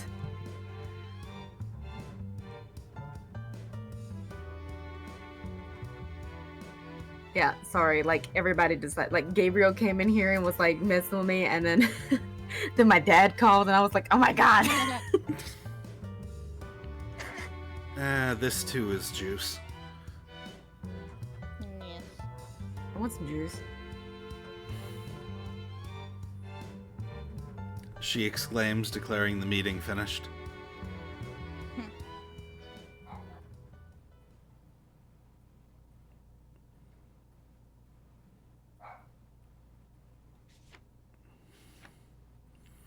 Once everyone's taken off, Ryoko is left alone in the living and dining room. She's sorting through data on her papyrus. It could easily be done via hologram as well, but having actual physical contact with the device lets her draw connections between pieces of data more easily, or so her thinking goes. This is odd. Nothing should be malfunctioning, and yet the locking systems of the agency simply refuse to work. Ryoko didn't start in this business yesterday. She's taken all the necessary precautions when it comes to security. There should be no loopholes or easy back doors. Even Konsu would have difficulty cracking their defenses. So then why did all this happen? I'll have to ask Konsu for advice. Ryoko reboots the security system and looks up. Ryoko. Tokitaka? Tokitaka's intent gaze startles her. Ryoko. I think it's about time you came clean with us. What are you talking about? You started looking into Tang Yunshan because you wanted to draw out Milgram, didn't you? That's also the reason you allowed Ethica to stay here, and why you so readily accepted an alliance with Mitsumi. Am I right? That has nothing to do with... Son and Ethica nearly died out there, and you probably feel responsible for what happened. I imagine the guilt must be unbearable. But you're driven by a singular purpose, to kill Milgram. It keeps you going, despite everything. Am I wrong? Tokitaka. Ryoko says no more than his name. One wrong call could very easily endanger the lives of her team. So she's learned to bury her emotions. How did you figure it out? The breakfast you served us had 0.5 grams less salt in it than usual. Is that supposed to be a joke, or...? Tokitaka is dead serious. He knows more about Ryoko than anyone else. His love for her runs deep. Ryoko, I swear upon my anti-material rifle that I'm going to kill Milgram and avenge Ikatsu for you. Ryoko looks to the side, unable to bear the heat of Tokitaka's gaze. You knew. I did some digging of my own after Ikatsu's death. He was a man bursting with vitality. I found it hard to believe that someone like him could die in a simple accident. Ikatsu was the one who gave my life a meaning, so I'll avenge him, even at the cost of my own. Please stop. Ryoko shakes her head. Karasuzumi Ikatsu braved his battlefields alone. But things are different now. You have people that care about you. There's Soun, Ethica, and of course me as well. But... In his final, painful moments, Ikatsu left me with one message. He told me to survive. I don't want to lose anyone else. Ryoko. Tokitaka leans over the table and gently places a hand on Ryoko's cheeks. I hope I won't make you cry. I hope you mean her face.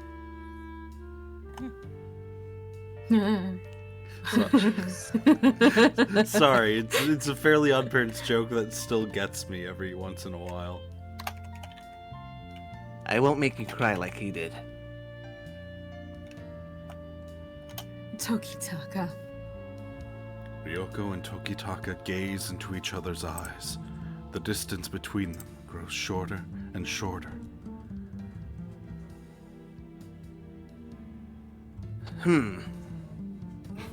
Oh. Such an aggressive Kiss me, bitch! I want to feel the mathematics of our lips touching. Let's suck face!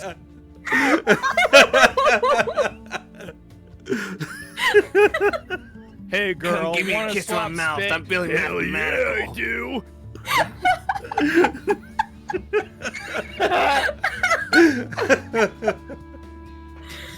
Oh no. Hey, what is the name? Oh, you kiss me too now?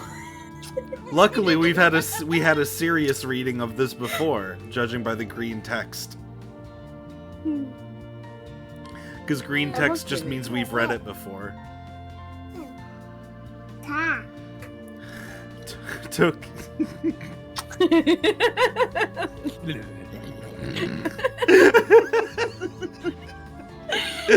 Stop. My son thinking there's something wrong with me.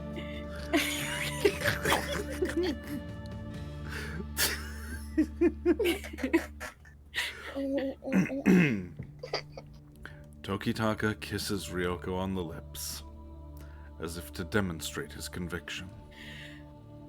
She accepts his kiss with no resistance, allowing the weight of her own loneliness to crush her.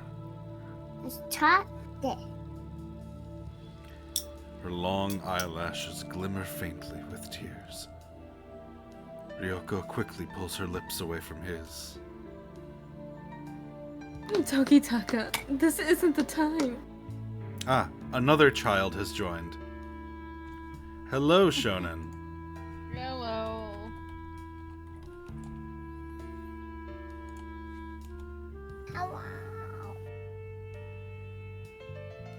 Why does he always show up during these kind of parts?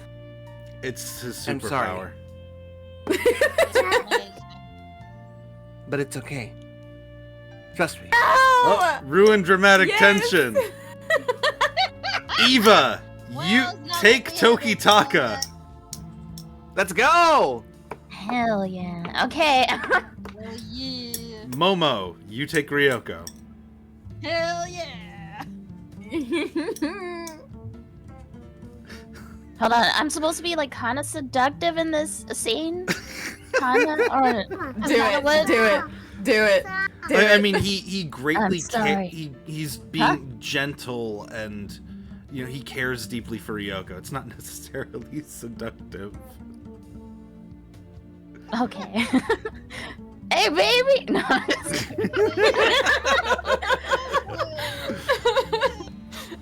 Sexy bear go. I'm sorry, but... well, sorry, wait a second.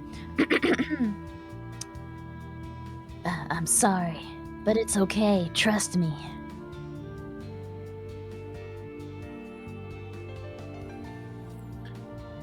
Momo might be not here.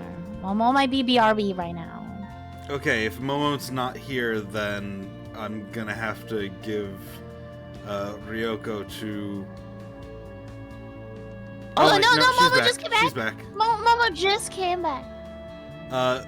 So, Momo... We're doing ruined dramatic tension's been ruined, and you are now Ryoko for this scene. Okay. And I'm wild. Guys, I spilled my dinner all over the floor. I have to go and clean this up. Oh, you poor thing. I'll be That back. has not been your day. Oh, No. that is not his day. No. And Crystal, you can be the narration. Nice. Let's go.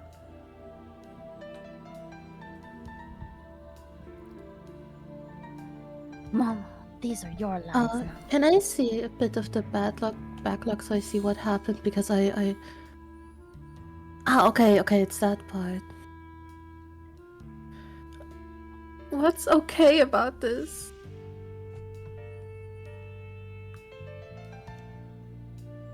Ryoko asks with a laugh. Tokitaka goes in for another kiss. She fidgets, Mwah. but does an attempt to push him away. Tokitaka has learned everything there is to know about Ryoko. He can tell she wants him.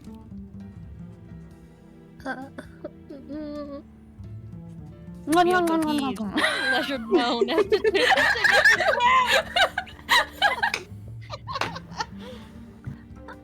It's only a matter of time until she lets herself be completely swept away by the heat of the moment. She still has just enough presence of mind to confirm the reboot of the security system with a multi-flick.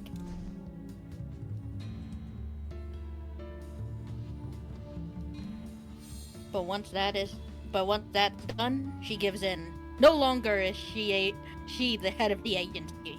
Right now, Karasuzumi Ryoko is but a woman, aching with desire. You know what's really funny but also kind of sad and weird? Everyone except for Soun has been sleeping with Ryoko.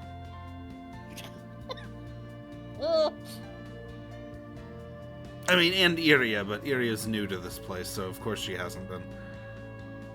Right. Damn. It must be good.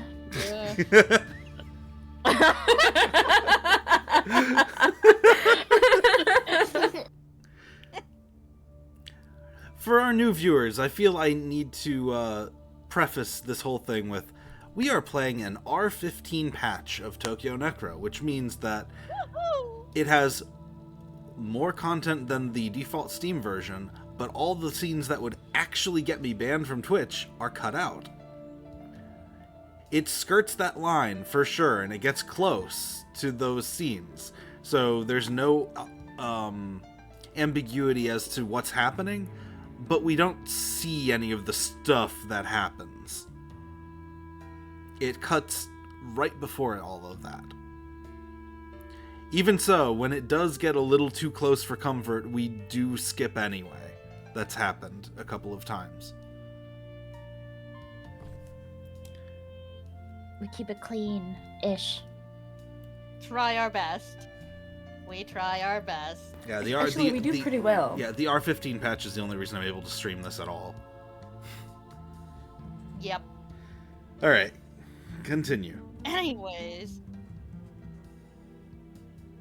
Hey, Once that's baby! done, she gives in. No longer is she the head of the agency. Right now, Karasuzumi Ryoko is but a woman, aching with desire. See? It just ends Oh, there. Whip swap. Although was hoping to do more kissing noises. I think it also just ends there without the R15 patch. We have no Makes sense. idea.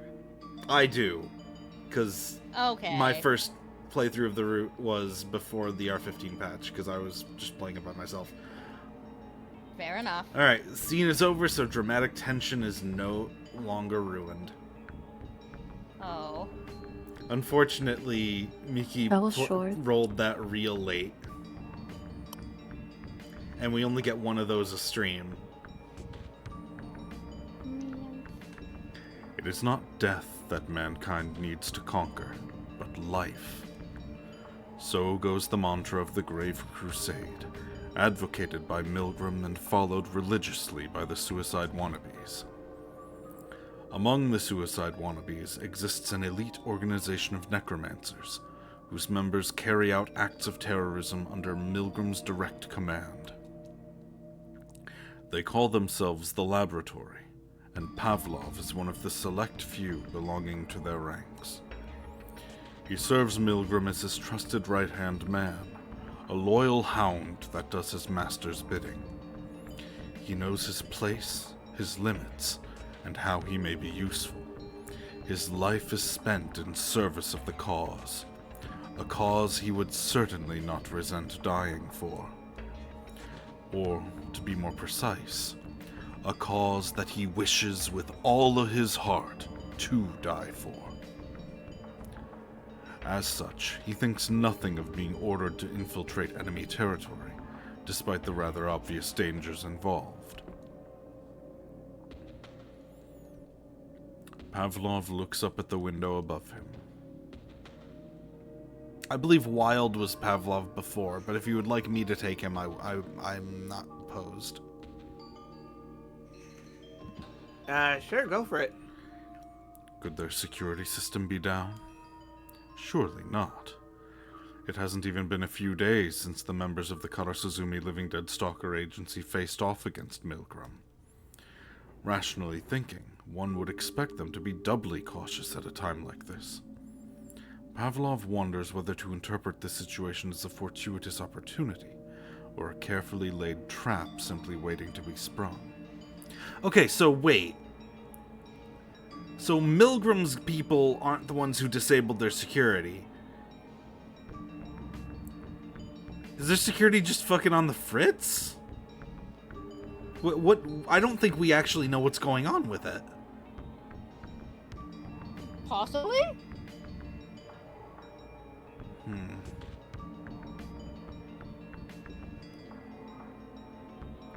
Pavlov isn't just a loyal hound serving his master.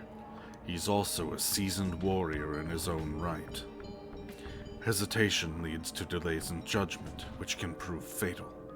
He knows this all too well. He lifts an arm and shoots his CNT wire into the air. Once he makes sure that the hook has properly attached itself to the window, he pulls himself up using the attached superconducting motor. Propelled by the momentum, he leaps toward the open window, displaying agility one wouldn't expect from someone of his size.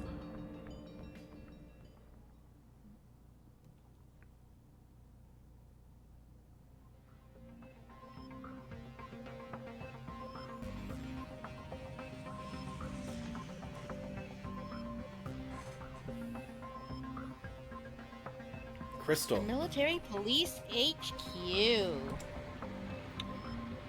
I hate this goddamn place. First off, it's too big for its own good. You can see it from literally anywhere in Shinjuku. It doesn't scream pretentious. That's a typo. That If should that say doesn't, if. yeah, it isn't. Yeah, if that doesn't scream pretentious, I don't know what does. They also never stop sending out vultures from the top to spy on people. These twin towers are a symbol of power and authority, and a crass one, if you ask me. What's more, on the topmost floor is a man whose very existence brings my blood to a boil. You can't really expect me not to get pissed off whenever I look at it now, can ya? At the same time, though, this is also where the girl who means the world to me happens to work. Damn. I'd rather not run into her right now if I can help it.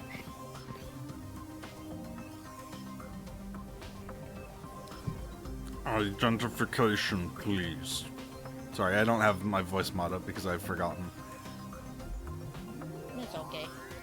While I'm busy being lost in thought, I get stopped by the robots standing guard at the entrance. They're still not letting me through without the usual song and dance, I see. Anyway, I hold up my ID as requested. Authentication complete. You may pass. As a Living Dead stalker, I get free access to the military police HQ. But today's a little different. They've actually called for me.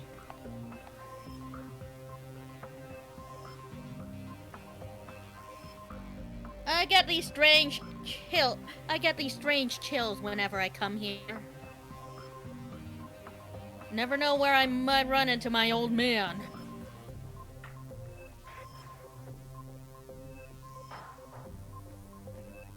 Ibanohara, Ethica, come in. Kazuma, huh?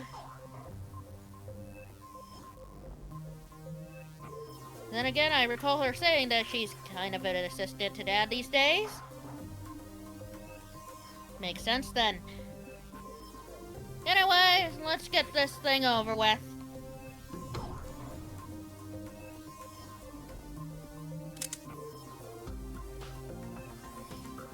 The moment I walk in, Kazuma handcuffs me. The hell are you doing? And on what authority? Authority? Don't make me laugh. The chain connecting the cuffs isn't particularly tight, allowing my hands plenty of room to move around. The handcuffs are a very old school design. The sort you don't use outside of the bedroom nowadays. If they were genuinely trying to restrain me, they wouldn't be using this flimsy piece of shit. Any pro worth their salt would just go for a pair of stun cuffs. Depending on their budget, they could even get some blackout collars. Long story short, what we're doing right now is simple play acting. Nothing more. A way to symbolically establish a power dynamic. Kazuma sits me down and has a long, hard look at my face. Why did you get to Ikebukuro? Go ask that Chrome Dome. Ask him why he was flying over Ikebukuro in the first place. Are you taking me for a ride here? Honey, I'd love to take you for a ride. Want me to? A pipe runner recorded the battle from a distance. That wasn't your everyday Living Dead. You seem to be involved with a rather peculiar necromancer. Not sexually involved, though, I can assure you. I've just about had it with you.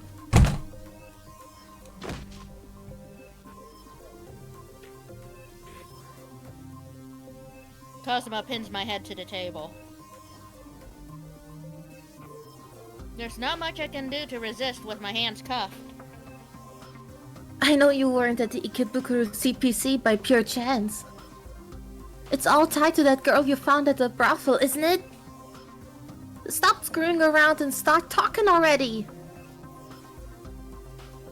I listened to Kazuma vent all her frustrations on me. Oh man. Now I'm starting to get pissed off too. Want me to talk? Fine, I'll talk. First things first, why did you cover Tang Yunshan's tracks? Tang Yunshan? All records of him entering the Ikebukuro CPC were erased from the database. It nearly got us killed, you know. In case you forgot, we're putting our fucking lives on the line out here. Out there. If you want us to share information, maybe you should stop being so goddamn secretive yourselves. You're not making this up, are you? You're saying someone erased records from the database? Wait, what? She didn't know? Does that mean I just leaked some info I really shouldn't have? Oh, Kazuma, sorry. Forget I said anything. Like I could. Shit. I knew there was something fishy going on when I was suddenly ordered to investigate the Ikebukuro CPC. What is Major General Kibanohara thinking? Who even cares? He's a senile old fart. Watch your mouth. Kazuma's got her heart in the right place. It's just that she's a bit infatuated with the notion of authority, of there being a proper order to things. I'll never understand why she feels the need to obey someone like Dad, though. Hey, Kazuma? Want me to tell you who we met at the Ikebukuro CPC? Huh? I stand up with my hand still cuffed. It was one hell of a necromancer. I can see her stiffen up with anticipation. One hell of a necromancer? Yeah, more specifically. I lean closer to Kazuma, almost like I'm about to whisper something to her. And gently bite into her ear. Oh. It sends a chill down her spine and makes her entire body freeze up. I kick the chair out of the way and pin her to the wall, using my cuffed hands. Well, okay then. Her brief yelp is not one of fear. She's clearly excited to see how I degrade her next. Ethica couldn't bring herself to do this last time because she was undead. Or rather, Kazuma wouldn't go along with it because she was undead.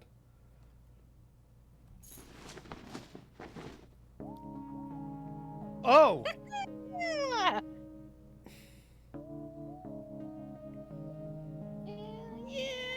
Are we skipping this? Normally this is where a ruined dramatic tension would happen. But we've used it up! Damn. If I knew this was coming up, I would have saved it. Well, none of us knew.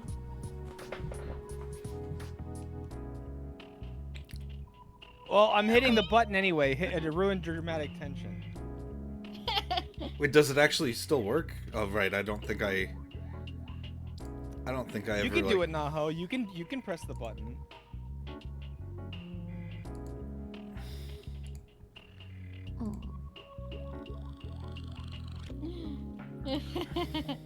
Do it. Reward is on cooldown. It'll be back in 10 minutes. Can't you reset it? If I can, I don't know how. So we're just gonna have to roll with it. Ha! It's not me! Ha ha! Woohoo! Go! Ethica, what are you doing? Stop it! Also, Tends to be feisty force. What's up? reminder that it will cut away before anything serious happens. Oh yeah. I cannot clarify that enough. It will cut away before anything serious happens. Oh yeah. But how far will it take it? Who knows? Let's go. She pretends to be feisty for a second, but she knows full well what I have planned for her. I can send shivers down her spine with only a light whiff up her ear. I know how much you love it when I do this. I can't help but think that we were asking for this by having Ethica be the one who's not undead.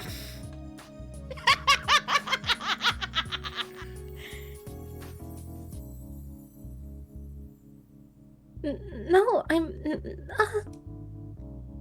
Her eyes go wide, but I can tell the hint of joy on her face. She's just playing hard to get. I push my hand up her skirt and gently grope her thighs underneath. God, I love slutting girls out of tight uniforms like this. I bet she's wearing some real kinky underwear below that getup. Oh man, I'm getting really horny now. Get off me already. Stop! Cosmo is starting to sound more and more aroused. Guess she's finally dropped all pretense. Okay, here we go. The fucking handcuffs. I whisper sweetly into her ear, moving my fingers to finally strip down her skirt.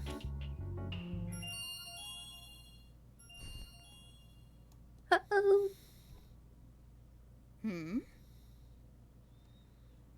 Kazuma freezes up when she hears the chime of her Conray. Saved by the bell. Sorry, I gotta go. I'm being summoned. Huh? Hold up a sec. What about me? This is great. This came directly from Major General Kibanohara. Clam jammed again by my dad. Again! I've never heard the phrase clam jammed before. That's amazing. Clam amazing! Clam jammed, I love that term. It's so good. We now have the counterpart of cock blocked. Hell yeah! Yes, this is the first time I'm hearing this. No, but this is great. This is great. We have Taco Blocko. We have the thing to. That's basically the equivalent to cock block for women. Hell yeah, clam jam. We love that.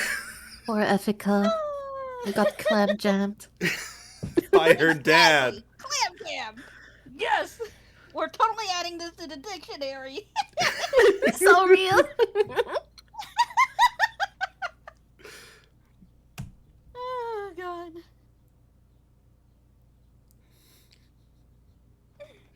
Fucking great. I silently hold my hands out in front of Kazuma, allowing her to undo the cuffs.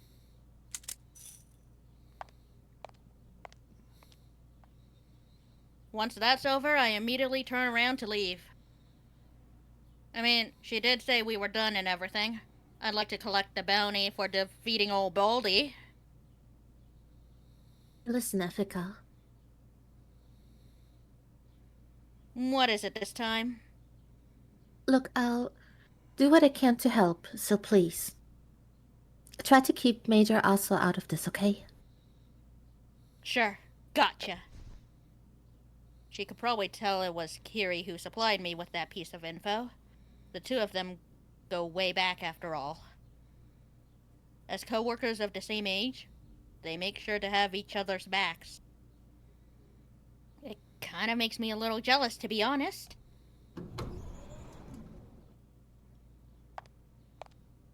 Were they really going to do that in a police station? Ethica has done bolder things.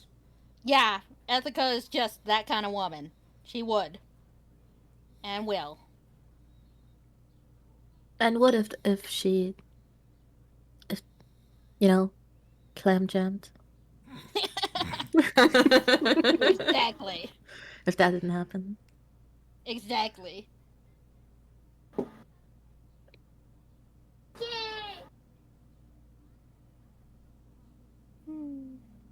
We so need to make a clip of that. Reddit.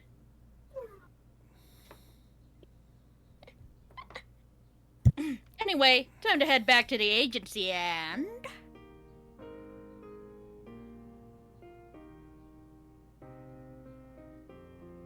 Eva, it's finally you. Woohoo! Yahoo! Anyway, sorry. Yippee! Yippee! Okay. Oh, Ethica? Kitty. Now this is awkward. Especially considering the way I abruptly stormed off at the botanical garden. I still need to make that up to her. At the same time, I'd rather not mention our little trip to the Ikebukuro CPC. Last thing I want to do is give her a heart attack. Then again, she knows me well enough to be able to tell when I'm lying. So, what now? I racked my brain for a moment, despite knowing how futile it is. I'm not gonna just suddenly come up with a brilliant master plan here on the spot. Screw it. Hey, Kiri, wanna go to the pool after work? We could grab something to eat along the way. The pool? Yeah, a bit of swimming can do wonders for stress relief.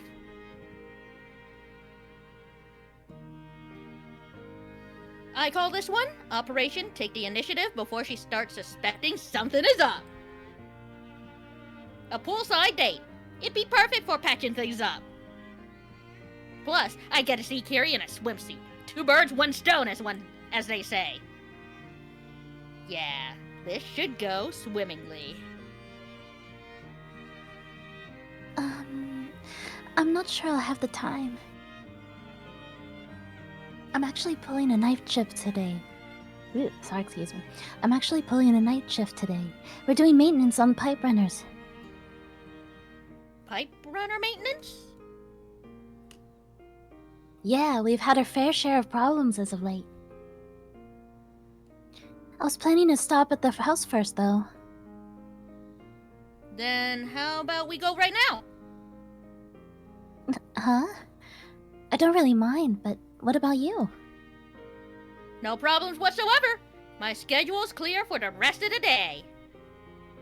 Come on, let's go already.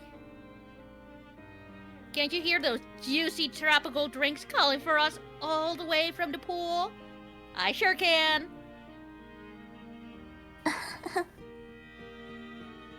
That was a weird laugh. I'm sorry. I don't know what that laugh was. I mean, if you want to try it again, you can. I was like, I guess I can. I don't know. Yeah, that worked. that was it. That was it. That was a genuine laugh. That was just laughing at the laugh. Good, because it worked. That's even better. Bear turn.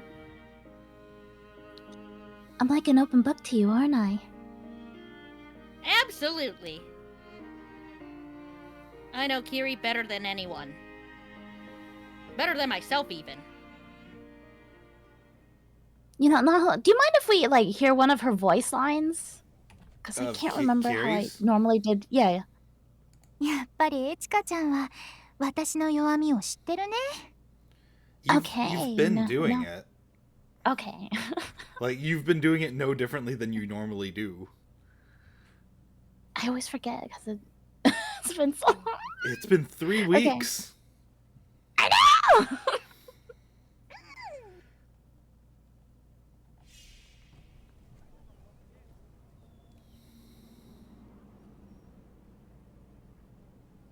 We arrive at the Gran Silencio Hotel. Anyone hankering for a swim generally comes here. Ugh.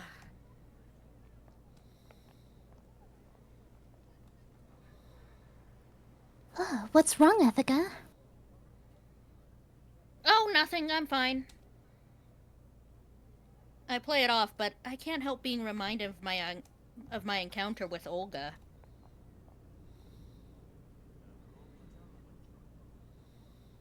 Maybe I should have picked another place. Oh well, bit too late for that now.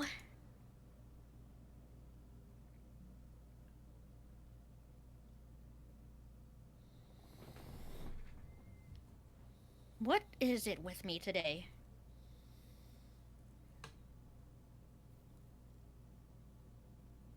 I still can't shake this strange uneasiness.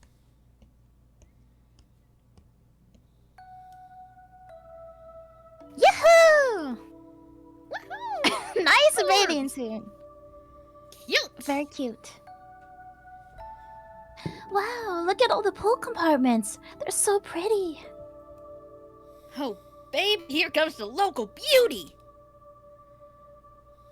Stop selling your shelves short, Ethica.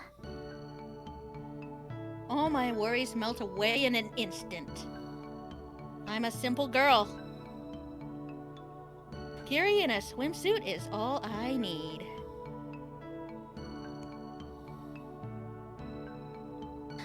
Come on, the pool's waiting. It's also not going anywhere. You should do some warm-up exercises first.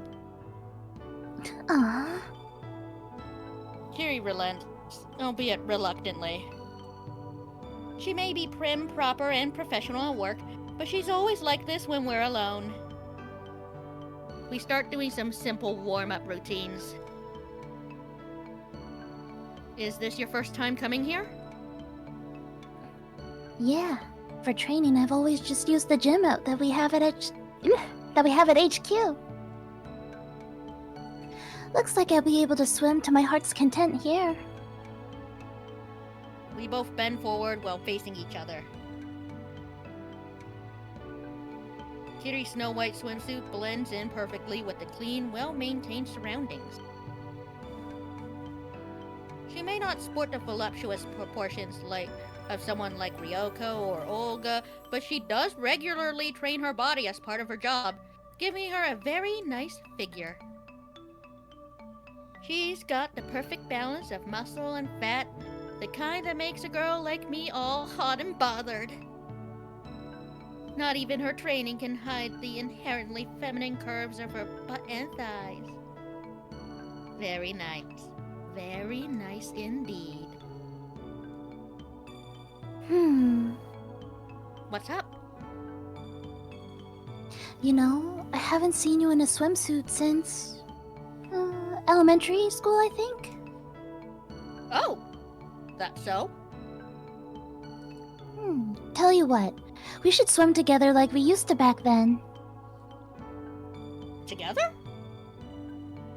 Come on, let's go! Kiri grabs my hand and pulls me into the water.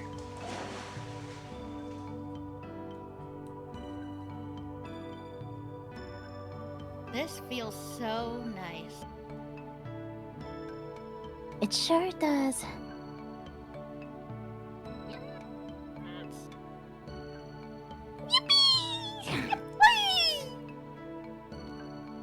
We take our time to enjoy the gentle current, basking in the light of the artificial sun as it filters through the pool compartments. The soft ripples of the water create a series of overlapping patterns in our bodies. We let ourselves savor this brief moment of respite. I'm glad you invited me. Actually, I wanted to apologize for the way I stormed off the other day. It's okay.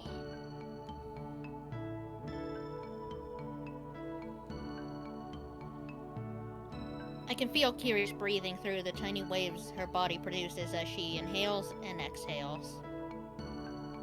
The beating of my heart sends a series of ripples back her way. She's so very close. She represents everything I cherish, everything I ever held dear.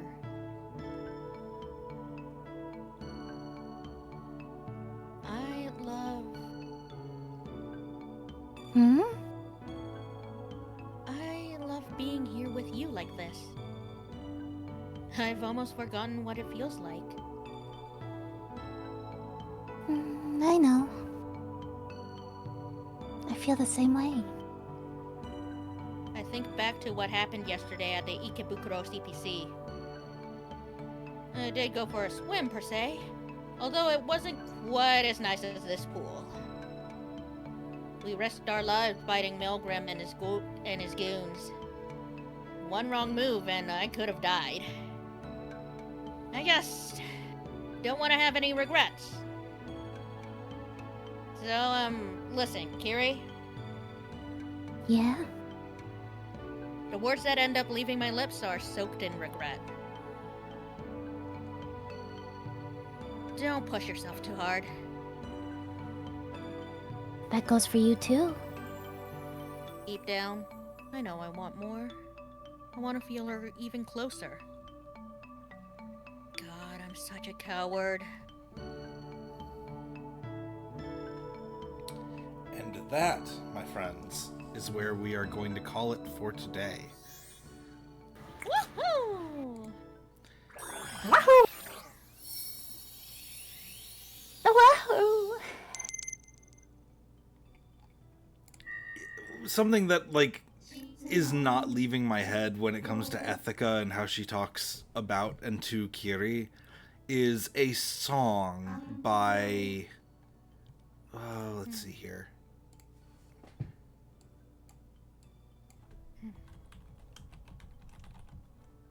Ah, yes. A song by Steel Panther called Community Property.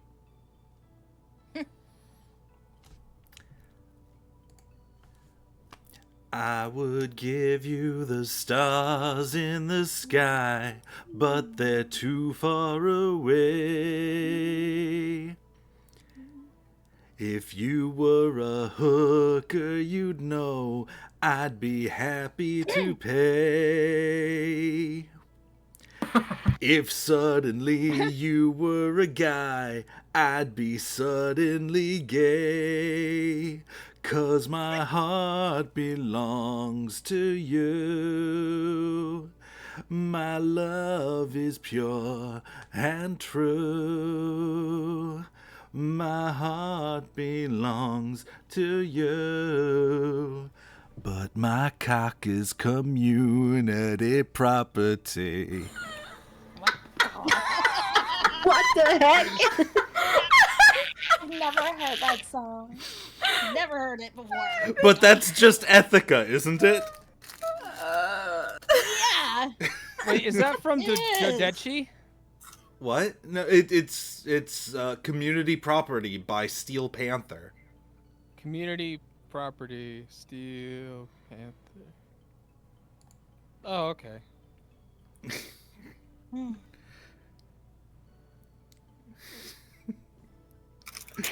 Community.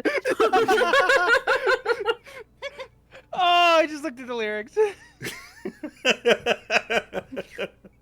Oh. Yeah, that's just Ethica, isn't it? I'm gonna refrain.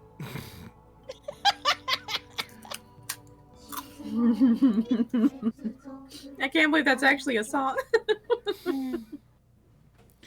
I mean, the band is definitely just like a gag band.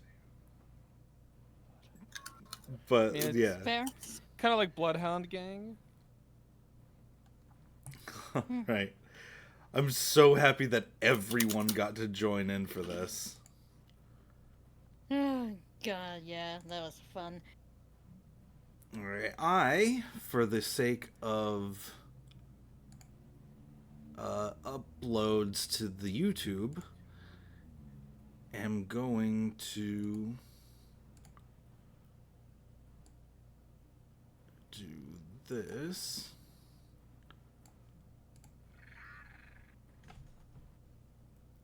And this.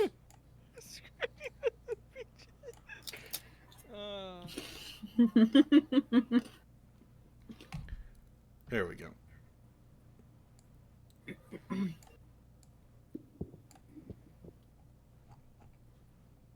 feel like every time Ethica shows up on screen, it's just...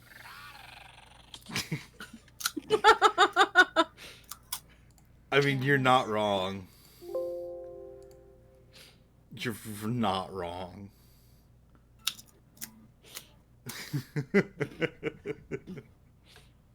Isn't she the one that also, like... I'm gonna refrain. No. Go on. I plead the fifth! You're the one who brought it up! I plead the fifth! You don't get to plead the fifth. You brought it up.